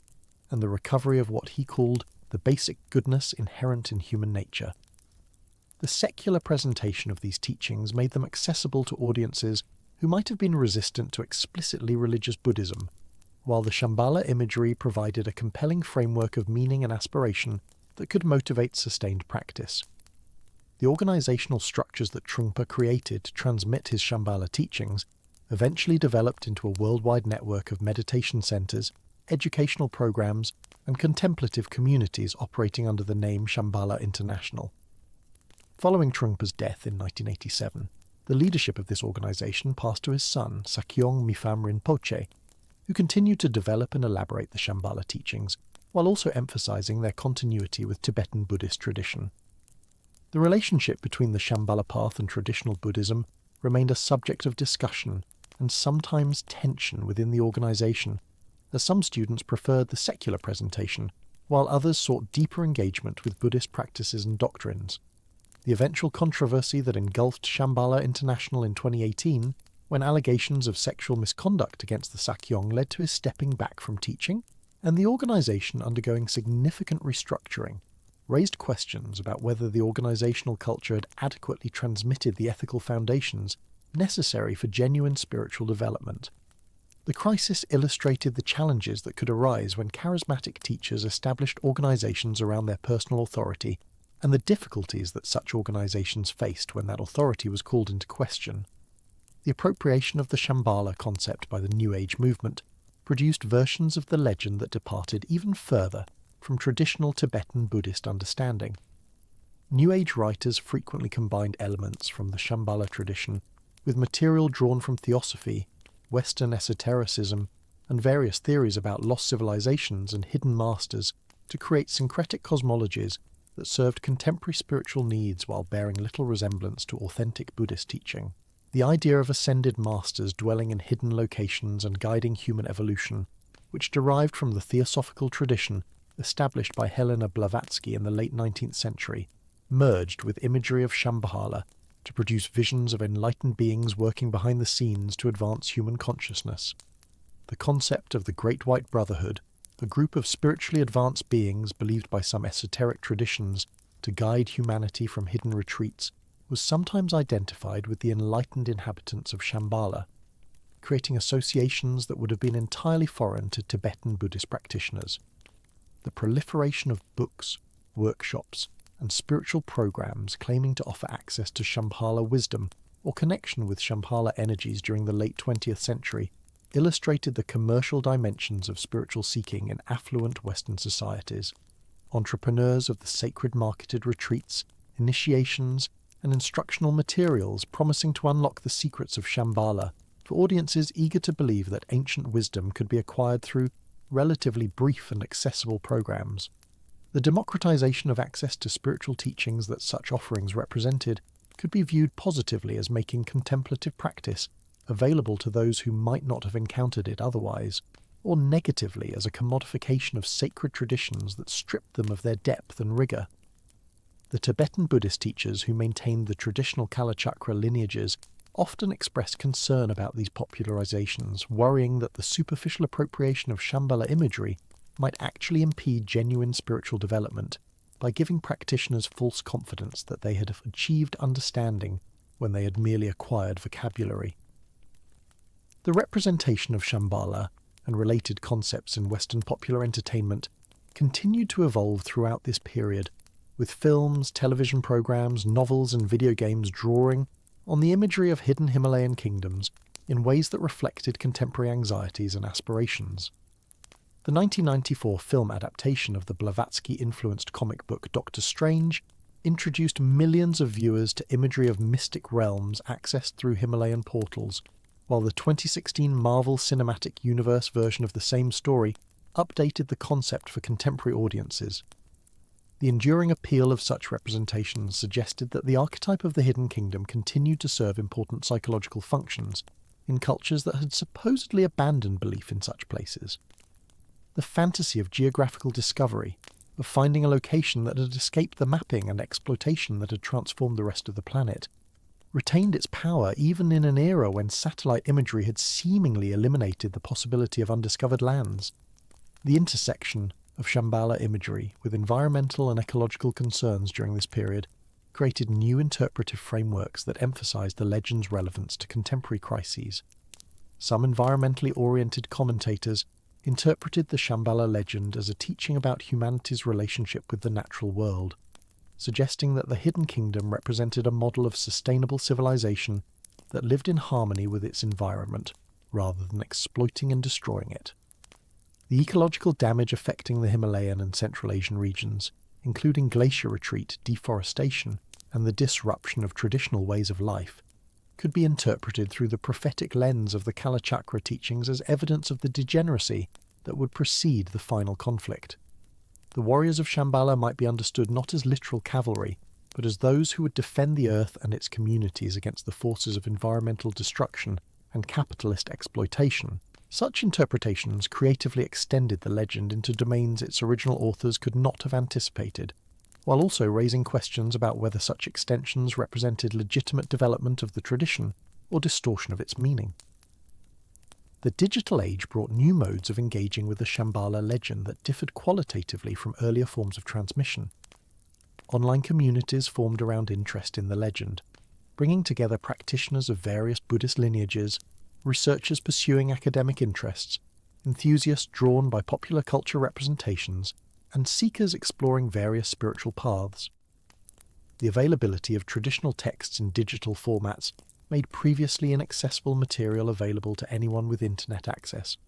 while translation projects undertaken by both academic scholars and Buddhist organizations produced English versions of texts that had previously been available only in Tibetan or Sanskrit. The democratization of access to textual sources that these developments represented had ambiguous implications for the transmission of teachings that had traditionally required personal instruction from qualified teachers. The possibility of studying the Kalachakra Tantra through freely available translations could introduce serious students to material they might then pursue through authentic lineage holders, or it could encourage the belief that textual study alone was sufficient for genuine understanding, bypassing the oral transmission that traditional teachers considered essential. The use of social media platforms to disseminate information about Shambhala and related topics created new dynamics of authority and authenticity that challenged traditional hierarchies of knowledge. Self-proclaimed experts could build substantial followings through compelling presentation and effective use of platform algorithms, regardless of whether their understanding derived from authentic study and practice. The viral spread of particular interpretations or claims could establish them as widely accepted truths even when they had little basis in traditional sources. The speed with which information circulated online made it difficult for authoritative voices to correct misunderstandings before they became entrenched. At the same time, the digital environment also created opportunities for traditional teachers and lineage holders to reach global audiences and for genuine scholarship to achieve wider circulation than academic publishing had previously allowed. The geopolitical dimensions of the Shambhala legend continued to evolve as the strategic importance of Central Asia increased during the early 21st century. The competition between China, Russia, India, the United States, and various regional powers for influence in the territories surrounding the Himalayan and Central Asian mountain systems created complex dynamics that affected access to regions associated with the legend. China's Belt and Road Initiative brought new infrastructure and economic development to previously remote areas, while also extending Chinese political influence and surveillance capabilities. The Sinicization policies applied to Tibetan Buddhism within the People's Republic of China, including requirements that reincarnate lamas be approved by state authorities and restrictions on religious education, created concerns about the future transmission of traditions including the Kalachakra teachings. The contrast between the controlled religious environment within China and the relative freedom of Tibetan Buddhist practice in India, Nepal and the Western diaspora raised questions about where authentic transmission would continue and whether the traditions could survive in their homeland. The relationship between the Shambhala legend and Tibetan national identity took on new dimensions as the Tibetan independence movement continued its efforts to draw international attention to conditions within Tibet and to preserve Tibetan culture in exile. The prophecy of future liberation associated with the Shambhala legend could be interpreted as referring not only to spiritual liberation, but also to political liberation from Chinese control, making the legend a vehicle for expressing aspirations that could not be stated directly without risking retaliation. The religious and cultural elements of the Shambhala tradition provided a vocabulary for discussing Tibetan identity and Tibetan hopes that was less obviously political than direct advocacy for independence, yet which carried implicit messages about the ultimate triumph of Dharma over the forces that currently suppressed it. The ambiguity of the legend's relationship to literal geography allowed for interpretations that located the future restoration of Dharma in Tibet itself, even though the traditional texts had placed Shambhala outside the Tibetan cultural area. The role of the Dalai Lama in preserving and transmitting the Kalachakra teachings during this period remained central to the tradition's global presence. The large-scale Kalachakra initiations he continued to offer around the world, gathering hundreds of thousands of participants in locations from Bodh Gaya to Washington to Leh, created occasions for the transmission of teachings associated with the Shambhala legend to audiences that far exceeded what any previous teacher had reached. The Dalai Lama's explanations of the Kalachakra system during these initiations combined traditional interpretations with perspectives informed by his engagement with modern science and his commitment to interfaith dialogue. His emphasis on the ethical and cosmological dimensions of the teachings and his explanations of how the practices related to the development of compassion and wisdom provided frameworks for understanding the Shambhala material that differed from both the strictly traditional exegesis of the commentarial literature and the popular appropriations that stripped the legend of its Buddhist context. The question of succession within Tibetan Buddhism and particularly within the Dalai Lama's own institution, cast long shadows over discussions of the tradition's future during this period. The Dalai Lama's repeated statements that he might not reincarnate, or might reincarnate outside Chinese-controlled territory, or might choose to end the institution of the Dalai Lama entirely, created uncertainty about how the Gelug school's transmission of the Kalachakra and related teachings would continue after his death. The Chinese government's assertion of authority over the recognition of reincarnate lamas created the prospect of competing claimants to the title, with the Chinese-recognized Dalai Lama potentially lacking legitimacy among Tibetans, while the exile-recognized Dalai Lama might lack access to the traditional institutions and territories of the office. The implications of this potential schism for the transmission of teachings, including those related to Shambhala, were profound, as the continuity of lineage that authenticated the teachings depended on clear succession from teacher to student across generations. The efforts of younger generations of Tibetan scholars and teachers to find new ways of presenting traditional teachings, including those related to Shambhala, reflected both their bicultural formation and their awareness of the challenges facing the tradition. Those who had grown up in the diaspora, educated in both traditional Tibetan monastic settings and Western academic institutions, brought perspectives that combined insider knowledge of the tradition with awareness of the critical questions that external observers would raise. Their translations and commentaries aimed to make traditional material accessible to contemporary audiences while maintaining fidelity to the sources and avoiding the distortions that had characterized some earlier Western appropriations. The tension between accessibility and authenticity that these scholars navigated reflected broader challenges facing any tradition attempting to transmit itself across cultural boundaries while maintaining its integrity. The integration of contemplative practices derived from Tibetan Buddhism, including some related to the Kalachakra system, into secular contexts such as healthcare, education, and organizational development,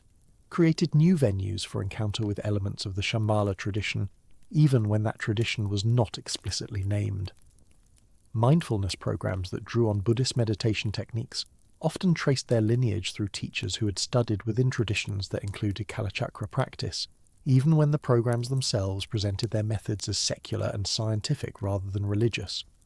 The diffusion of practice methods through these secular channels raised questions about whether meaningful transmission could occur without the doctrinal context that had traditionally framed the practices, or whether practices severed from their philosophical foundations would inevitably become something different from what they had been. The closing decades of the 20th century and the opening decades of the 21st witnessed transformations in the global understanding of Shambhala that exceeded anything the tradition's original formulators could have anticipated, as the legend that had developed within the specific context of Buddhist Tantra dispersed across cultural boundaries and technological platforms that reshaped both its content and its reception. The digitization of previously rare texts, the proliferation of online communities devoted to esoteric subjects, and the emergence of new media forms through which traditional material could be repackaged and distributed created conditions for the legend's presence in global culture that were qualitatively different from anything that had preceded them. The same period saw intensified scholarly attention to the historical and textual dimensions of the Shambhala material, with academic specialists producing detailed studies of the tantric systems within which the legend had originally functioned, while simultaneously documenting the ways those systems had been transformed through their encounter with modernity. The availability of canonical texts and commentaries in digital form transformed the conditions under which both scholars and practitioners could engage with the traditional Shambhala literature.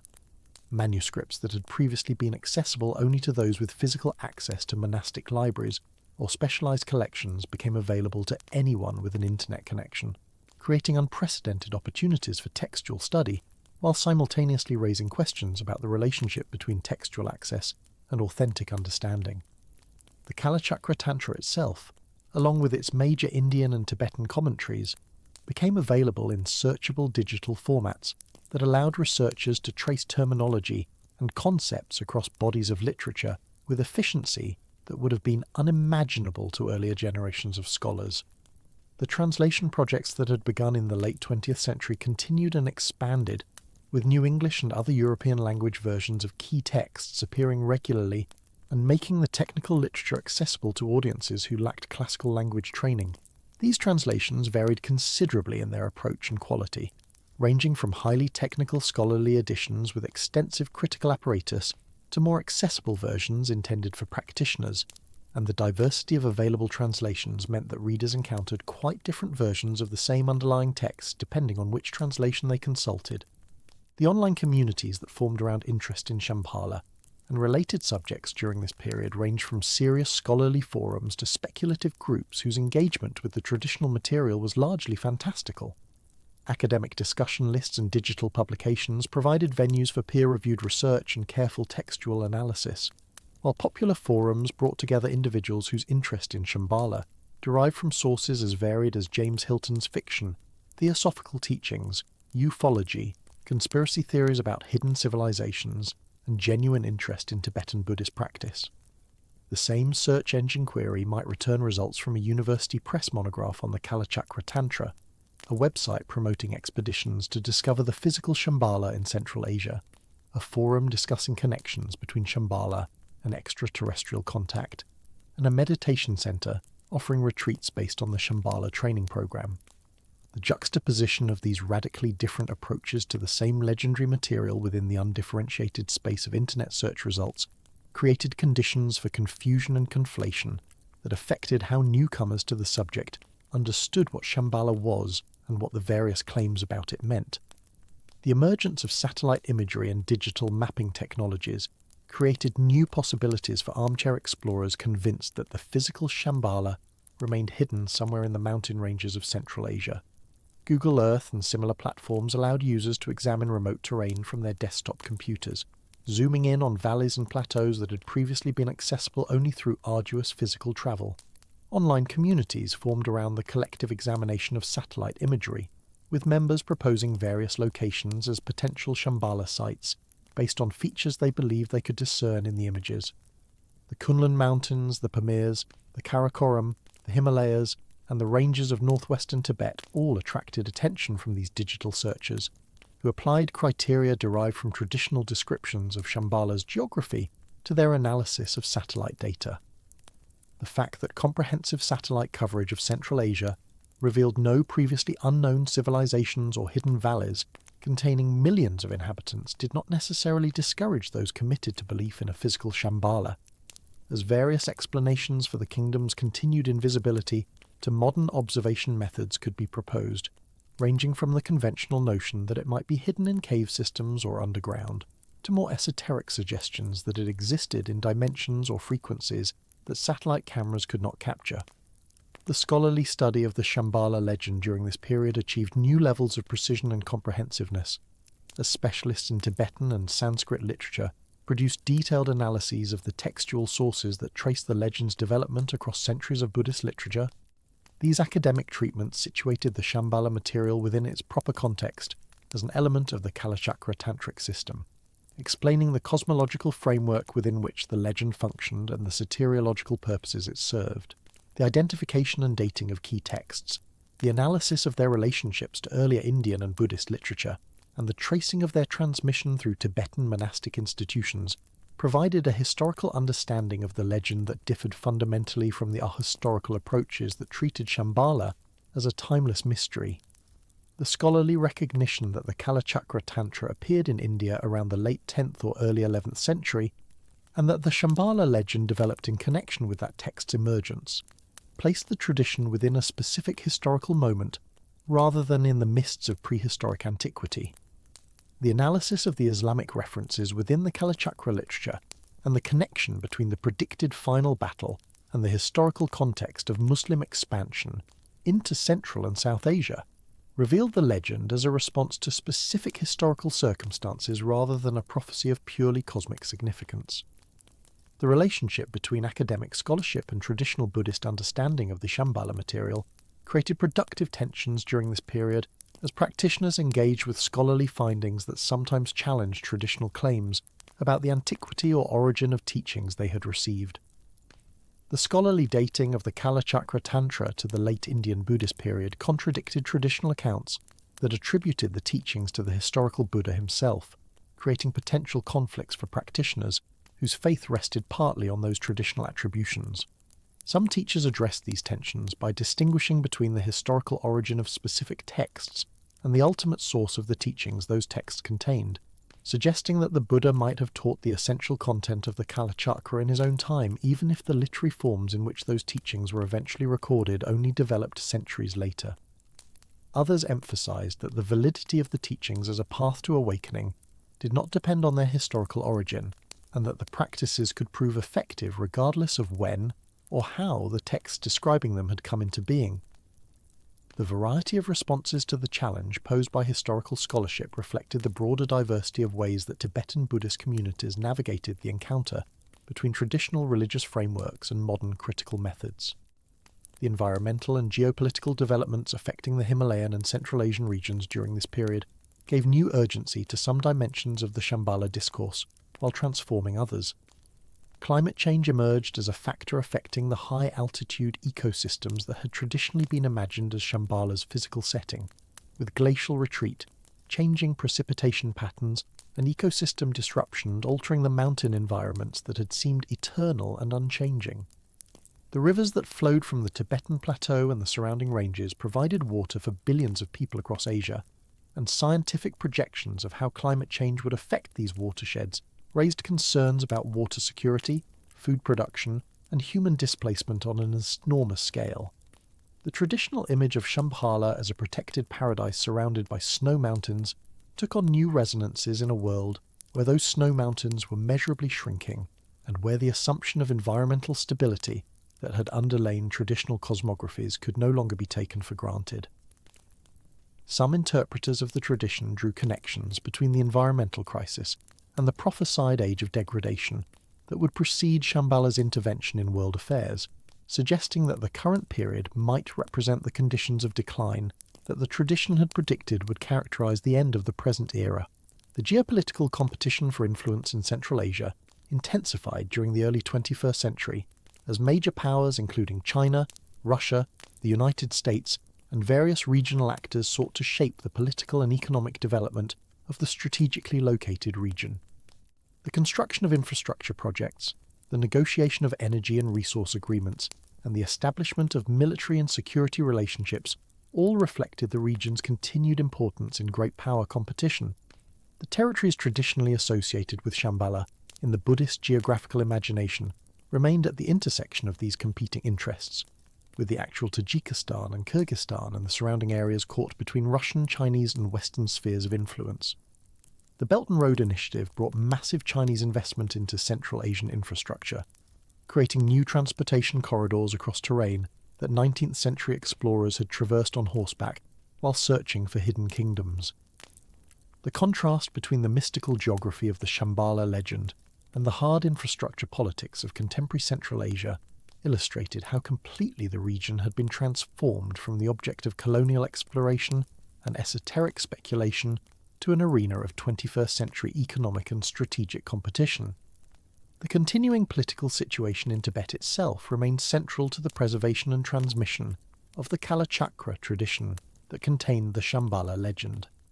The restrictions on religious practice and monastic education that the Chinese authorities imposed on Tibetan Buddhist institutions affected the transmission of traditional knowledge, including knowledge related to the Kalachakra system and its associated Shambhala mythology. Reports from inside Tibet documented difficulties that monks and nuns faced in receiving traditional training,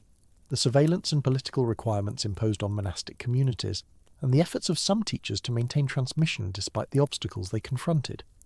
The exile community continued to serve as the primary venue for traditional education and practice, but the separation from the physical territory of Tibet and from the majority of the Tibetan population created challenges for maintaining continuity with historical patterns of transmission. The aging of the generation of teachers who had received their training in Tibet before the Chinese occupation meant that direct links to the pre-1959 tradition were becoming increasingly rare, and the passing of each senior lama who had studied in the traditional monastic universities represented an irreplaceable loss of institutional memory and practice lineage. The adaptation of Shambhala-related practices to therapeutic and secular contexts continued to accelerate during this period, as elements derived from the Kalachakra and related traditions found their way into mental health treatment, corporate training, and educational programs that made no reference to their Buddhist origins. The mindfulness movement, which drew on Buddhist meditation techniques while presenting them in secular and scientific frameworks, incorporated methods that could be traced through various lineages to teachers who had practiced within traditions including the Kalachakra. The removal of these practices from their original doctrinal context raised fundamental questions about what was actually being transmitted when meditation techniques were taught without the philosophical framework that had traditionally given them meaning. From a traditional Buddhist perspective, the practices were inseparable from the understanding of reality they were designed to cultivate,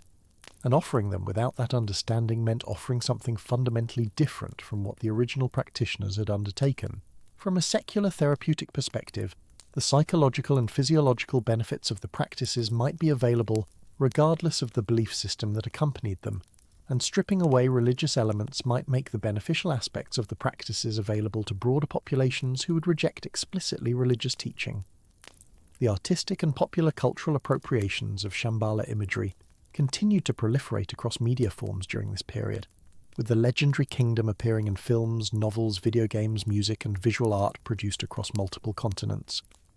The image of a hidden utopia in the mountains retained its appeal for creators, working in genres ranging from high fantasy to science fiction to literary fiction, and the flexibility of the Shambhala concept allowed it to be adapted to widely varying narrative contexts.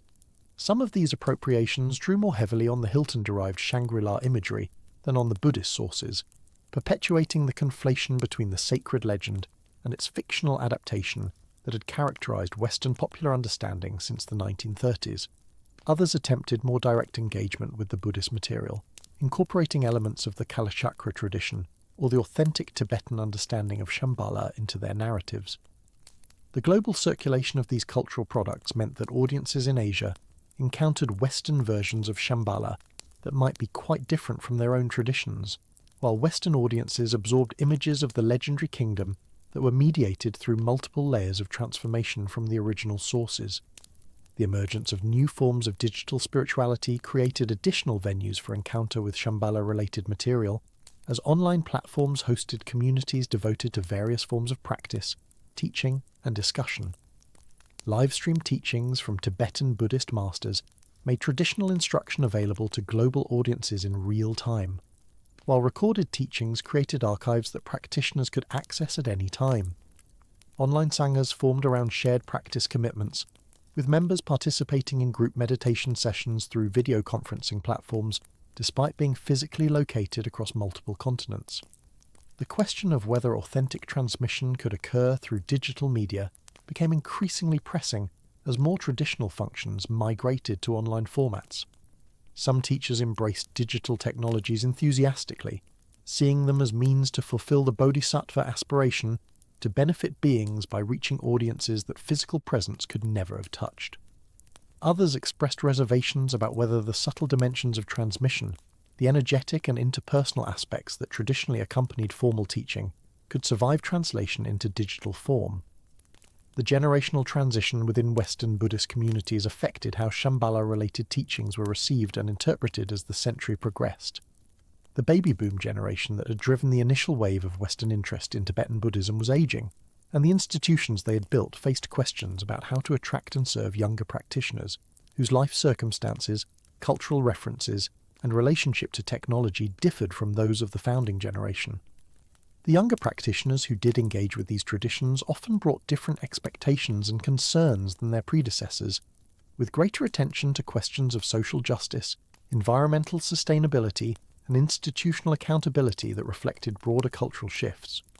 The scandals that had affected various Buddhist organizations, including revelations of sexual misconduct and abuse of power by certain teachers, created wariness about authority structures and transmission models that had been accepted less critically by earlier generations. The challenge of transmitting traditional teachings while adapting institutional forms to contemporary expectations and addressing legitimate concerns about past failures represented an ongoing negotiation between fidelity to received tradition and responsiveness to present circumstances. The scientific study of meditation and contemplative practices advanced significantly during this period, with neuroscientific and psychological research documenting measurable effects of practices that included methods derived from traditions containing Shambhala-related material. Brain imaging studies revealed changes in neural activity and structure, associated with long-term meditation practice, while psychological research documented effects on attention, emotional regulation, and well-being. This scientific validation provided legitimacy for meditation practices in contexts where religious authority carried little weight, and the framing of meditation as a technology with empirically demonstrable effects made it available for secular appropriation in ways that traditional framing as spiritual practice would not have allowed. The relationship between this scientific understanding and traditional Buddhist understanding of what meditation accomplished remained complex, as the psychological and neurological effects documented by research represented only a portion of what traditional accounts claimed the practices could achieve. The traditional goal of complete liberation from the cycle of rebirth and the attainment of Buddhahood went far beyond anything that scientific methods could assess, and the validation that science provided for some effects of practice did not extend to the soteriological claims that had traditionally motivated the practices. The question of what the Shambhala legend would mean for future generations remained open as the early decades of the 21st century unfolded.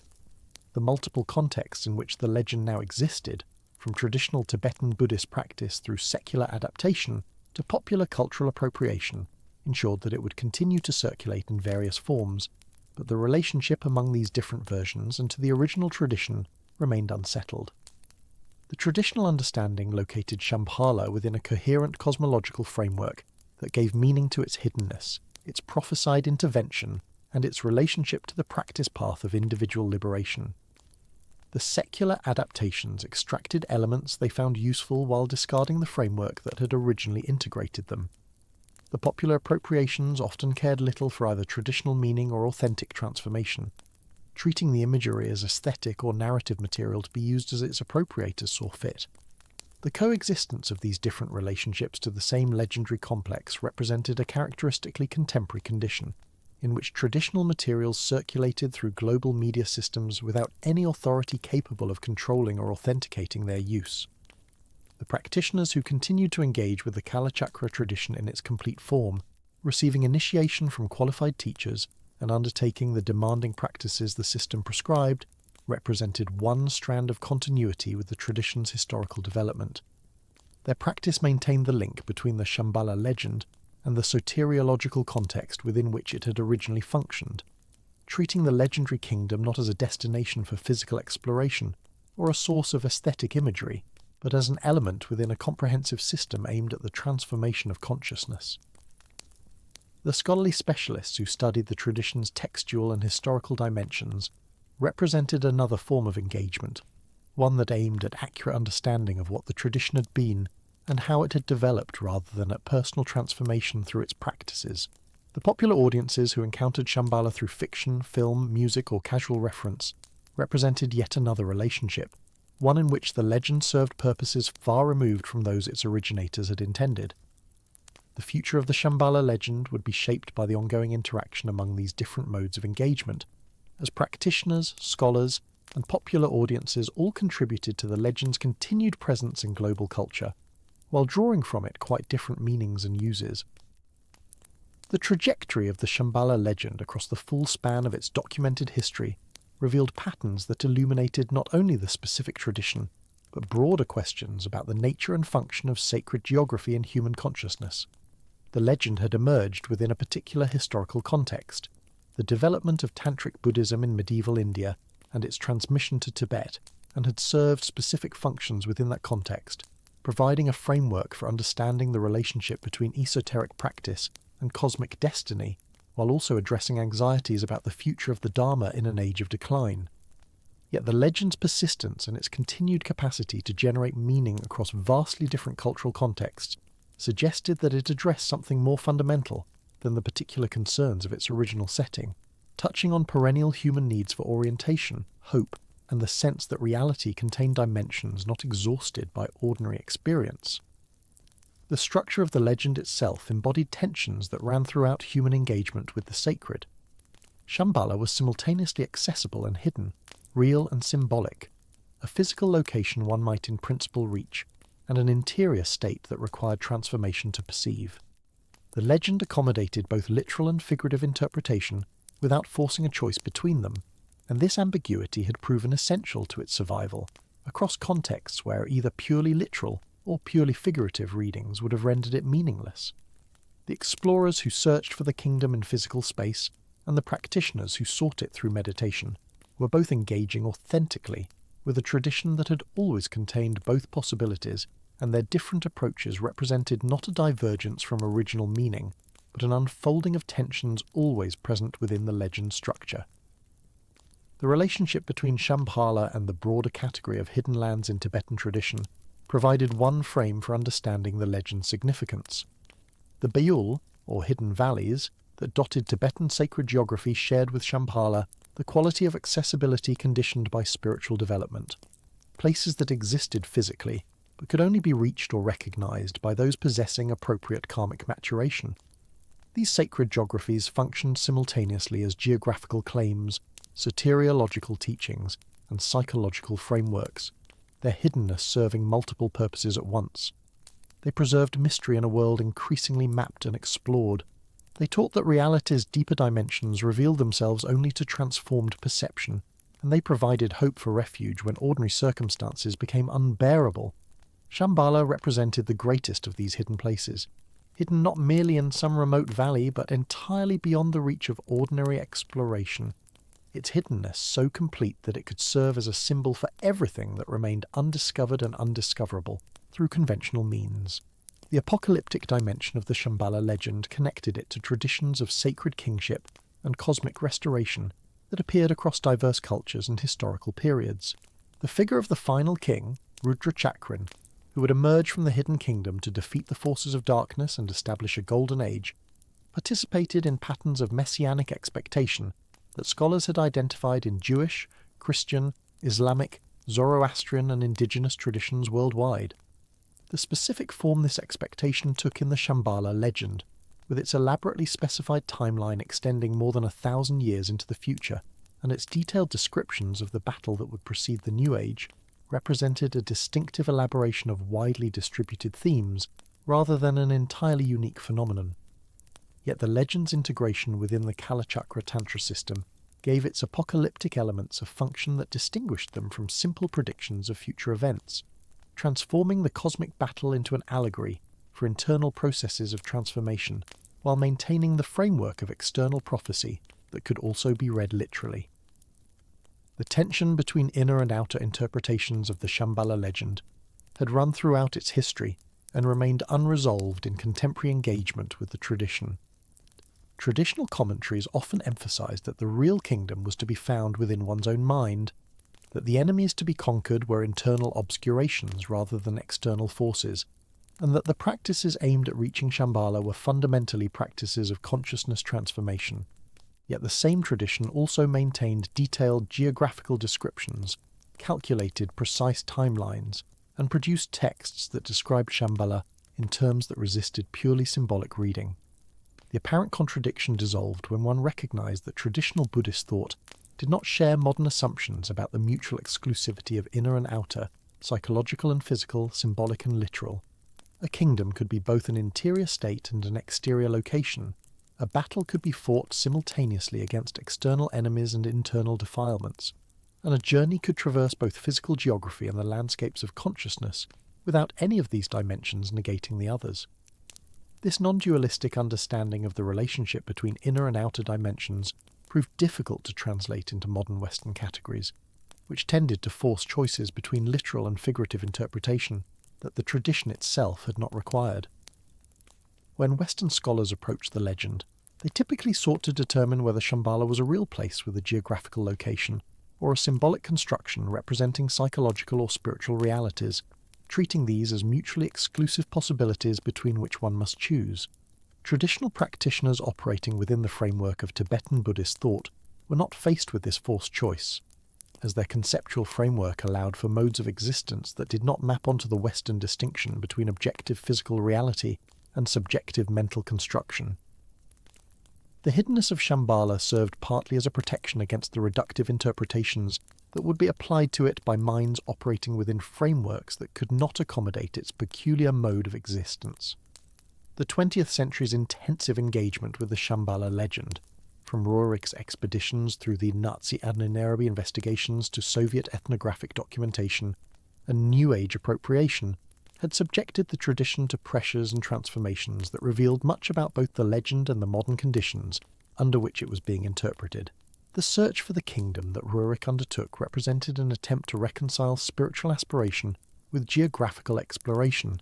seeking a hidden reality that would validate the existence of dimensions beyond ordinary materialist understanding, while also being locatable within the physical geography that scientific mapping had rendered increasingly comprehensive. The failure of such searches to locate their objective could be interpreted in multiple ways, as evidence that no such place existed, as confirmation that its hiddenness exceeded ordinary methods of detection, or as indication that the search itself was misconceived, seeking through external exploration what could only be found through internal transformation. The Nazi engagement with Shambhala traditions, however brief and ideologically driven, illustrated the legend's vulnerability to appropriation by movements seeking legitimation through connection with ancient wisdom traditions. The projection of Aryan origins into Central Asian highlands and the search for evidence supporting theories of racial destiny represented a fundamental distortion of Buddhist traditions that emphasized the universal potential for enlightenment and the ultimate unreality of distinctions such as race and ethnicity. Yet the appropriation also revealed the power that the Shambhala imagery possessed, its capacity to evoke visions of hidden knowledge, superior beings, and cosmic significance that could be redirected toward purposes entirely foreign to its original context. The legend's inherent ambiguity, its combination of geographical specificity with cosmic scope, and its openness to both literal and symbolic interpretation made it available for appropriation in ways that more narrowly defined traditions might have resisted. The Soviet approach to the legend, treating it as ethnographic data requiring documentation and analysis rather than as either spiritual truth or material for ideological appropriation, represented yet another mode of engagement. The scholarly apparatus of Soviet Central Asian studies produced detailed documentation of how the legend functioned within traditional societies, how it related to social structures and political authority, and how it transformed under conditions of modernization.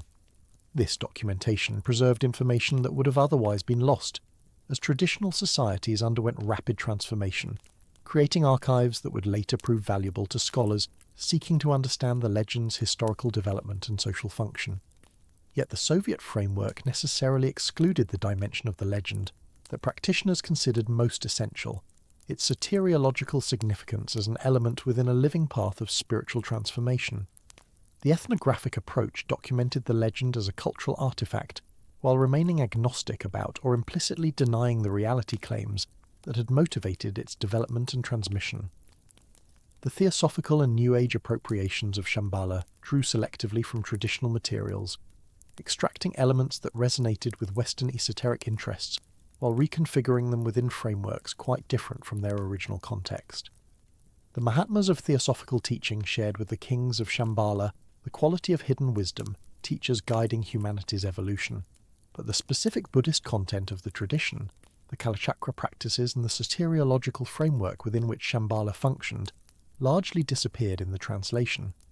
What remained was an image of hidden masters, a secret location containing advanced knowledge and a promise of transformation for those who could access what was hidden. These themes proved remarkably durable in Western alternative spirituality, persisting through multiple waves of New Age development and continuing to generate interest in the early 21st century, despite, or perhaps because of, their resistance to empirical verification.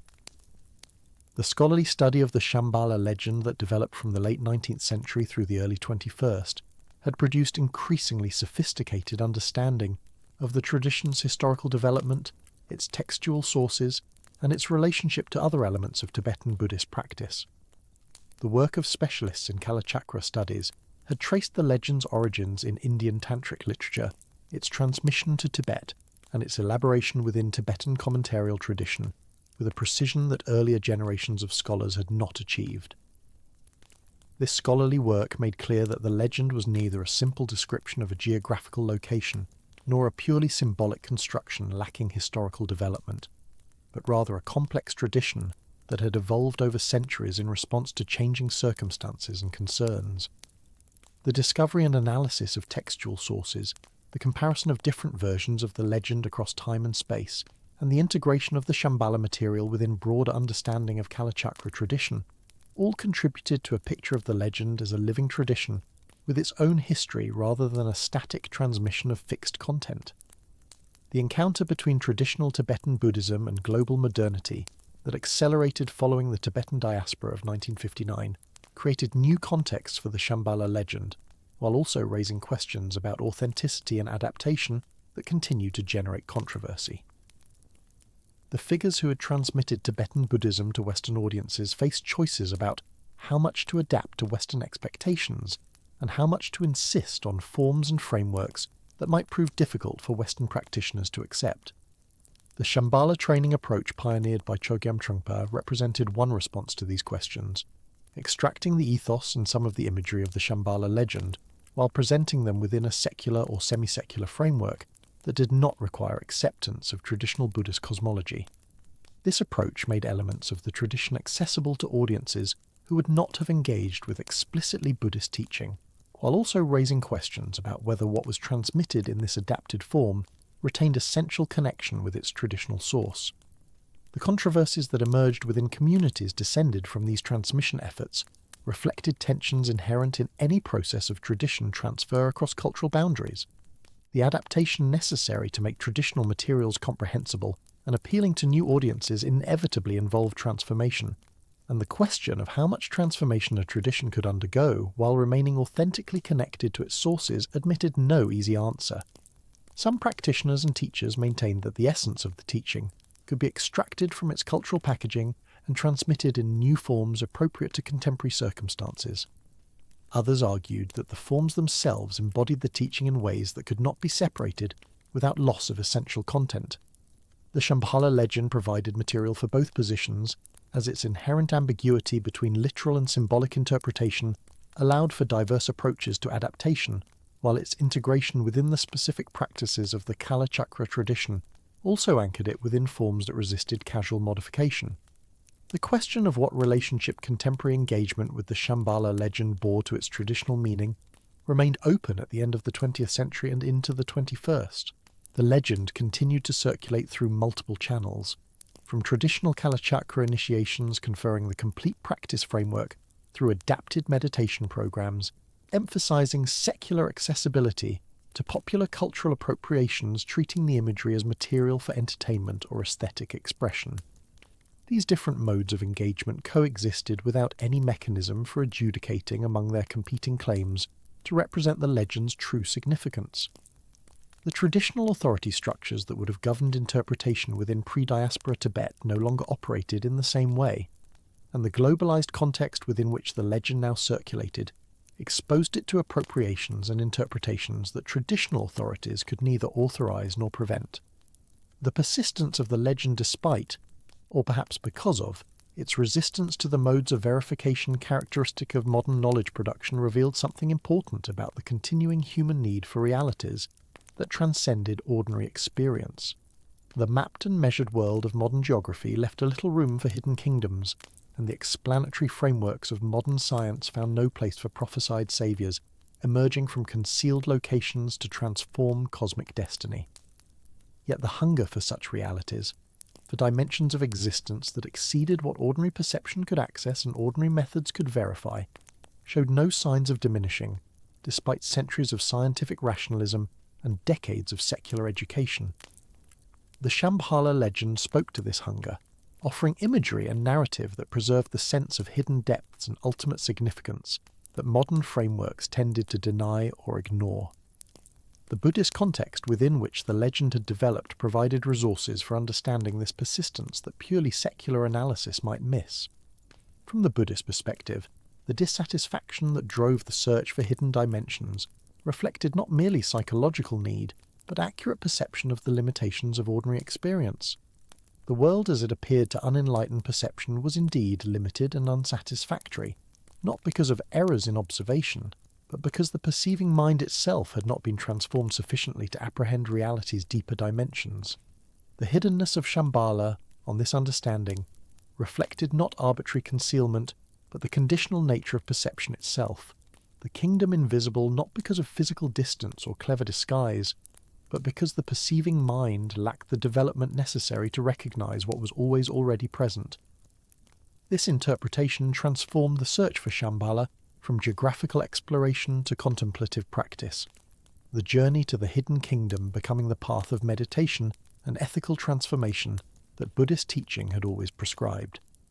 The closing decades of the 20th century and the opening decades of the 21st witnessed the continued development of all the strands through which the Shambhala legend had come to circulate in global culture. Traditional practitioners continued to receive Kalachakra initiations, to engage with the demanding practices the system prescribed, and to understand Shambhala within the complete framework of Buddhist soteriology. Secular meditation programs continued to offer adapted versions of teachings that included Shambhala-derived elements, reaching audiences who would not have encountered the material in its traditional form. Popular culture continued to appropriate the imagery, deploying it in context far removed from its original significance, while also maintaining its presence in global awareness. Scholars continued to refine understanding of the tradition's history and textual basis, producing increasingly sophisticated analyses that illuminated aspects of the legend previously obscure. The future trajectory of the Shambhala legend remained impossible to predict with any confidence, as it depended on developments in global culture, religious practice, and human consciousness that exceeded any individual's capacity for foresight. The traditional framework suggested that the legend would persist until the prophesied events themselves unfolded, the emergence of Rudra Chakrin from the hidden kingdom occurring on schedule more than 4 centuries in the future. Those who maintained the literal interpretation of the prophecy could await this event with patience, confident that what had been foretold would come to pass in its appointed time. Those who understood the prophecy symbolically might see the cosmic battle as always already occurring, the forces of enlightenment and confusion contending within every moment of consciousness, the outcome determined not by future events but by present practice. The coexistence of these different interpretations, literal and symbolic, traditional and adapted, scholarly and popular, represented not a failure of the legend to achieve coherent meaning, but rather its successful negotiation of the interpretive plurality that characterized contemporary global culture.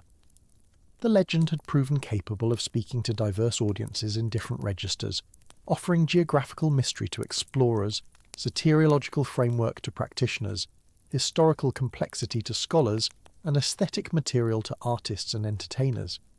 This versatility, far from indicating lack of substance, suggested a depth that could sustain multiple approaches without being exhausted by any of them. The final significance of the Shambhala legend might lie precisely in its resistance to final interpretation, its capacity to remain meaningful while evading definitive capture by any single framework. Like the kingdom it described, the legend itself possessed a kind of hiddenness, revealing different aspects to different seekers while never fully disclosing its ultimate nature. The journey to Shambhala that pilgrims and practitioners had undertaken for centuries continued in new forms under new conditions, the destination remaining as elusive as ever yet somehow present in the very act of seeking. The kingdom that no map had ever shown, that expeditions had failed to locate, that satellite imagery could not detect, persisted in human consciousness as a mark of everything that remained hidden within a world increasingly transparent to surveillance and measurement. Shambhala endured, not despite but because of its hiddenness, offering to each generation the same invitation and the same challenge that had drawn seekers into the mountains of Central Asia for more than a millennium. The hidden kingdom waited, as it had always waited, for those prepared to make the journey that would bring its concealed reality into view. The story of Shambhala, from its emergence in the tantric literature of medieval India through its transmission to Tibet, its elaboration within the Kalachakra tradition, its encounter with Western exploration and appropriation, and its continued circulation through the channels of global culture, represented a sustained human engagement with the possibility that reality exceeded what ordinary perception could apprehend. The legend had functioned as map and goal, as teaching and test, as prophecy and present practice, adapting its form to circumstances while maintaining its essential invitation to seek what remained hidden. Those who had searched for the kingdom in the physical geography of Central Asia, and those who had sought it through the interior geography of contemplative practice, shared the recognition that the visible world did not exhaust existence, that somewhere beyond the range of ordinary perception lay dimensions that transcended ordinary limitations. This recognition, whether expressed through the elaborate imagery of the Kalachakra tradition or through the simplified forms of contemporary adaptation, constituted the living core of the legend, the element that had ensured its persistence across centuries and its continued capacity to generate meaning for those who encountered it.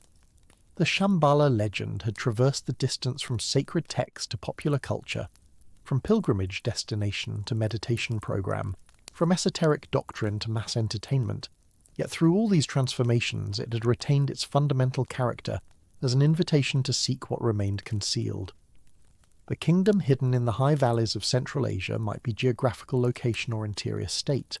literal destination or symbolic goal, but in either case it represented the persistent human intuition that the apparent world was not all there was, that somewhere beyond the horizon of ordinary experience lay realities that would transform everything if only they could be reached. This intuition had motivated the legend's original development, had sustained its transmission across centuries, and continued to generate engagement in contexts its originators could never have imagined. The pilgrims who had set out across the mountains of Asia and the practitioners who undertook the inner journey of contemplative transformation were joined in the 21st century by scholars, artists, seekers, and casual observers, all drawn into relationship with a legend that promised something they could not quite define but recognized as significant. The hidden kingdom remained hidden, its concealment as complete as ever despite centuries of searching, yet its presence in human consciousness continued undiminished,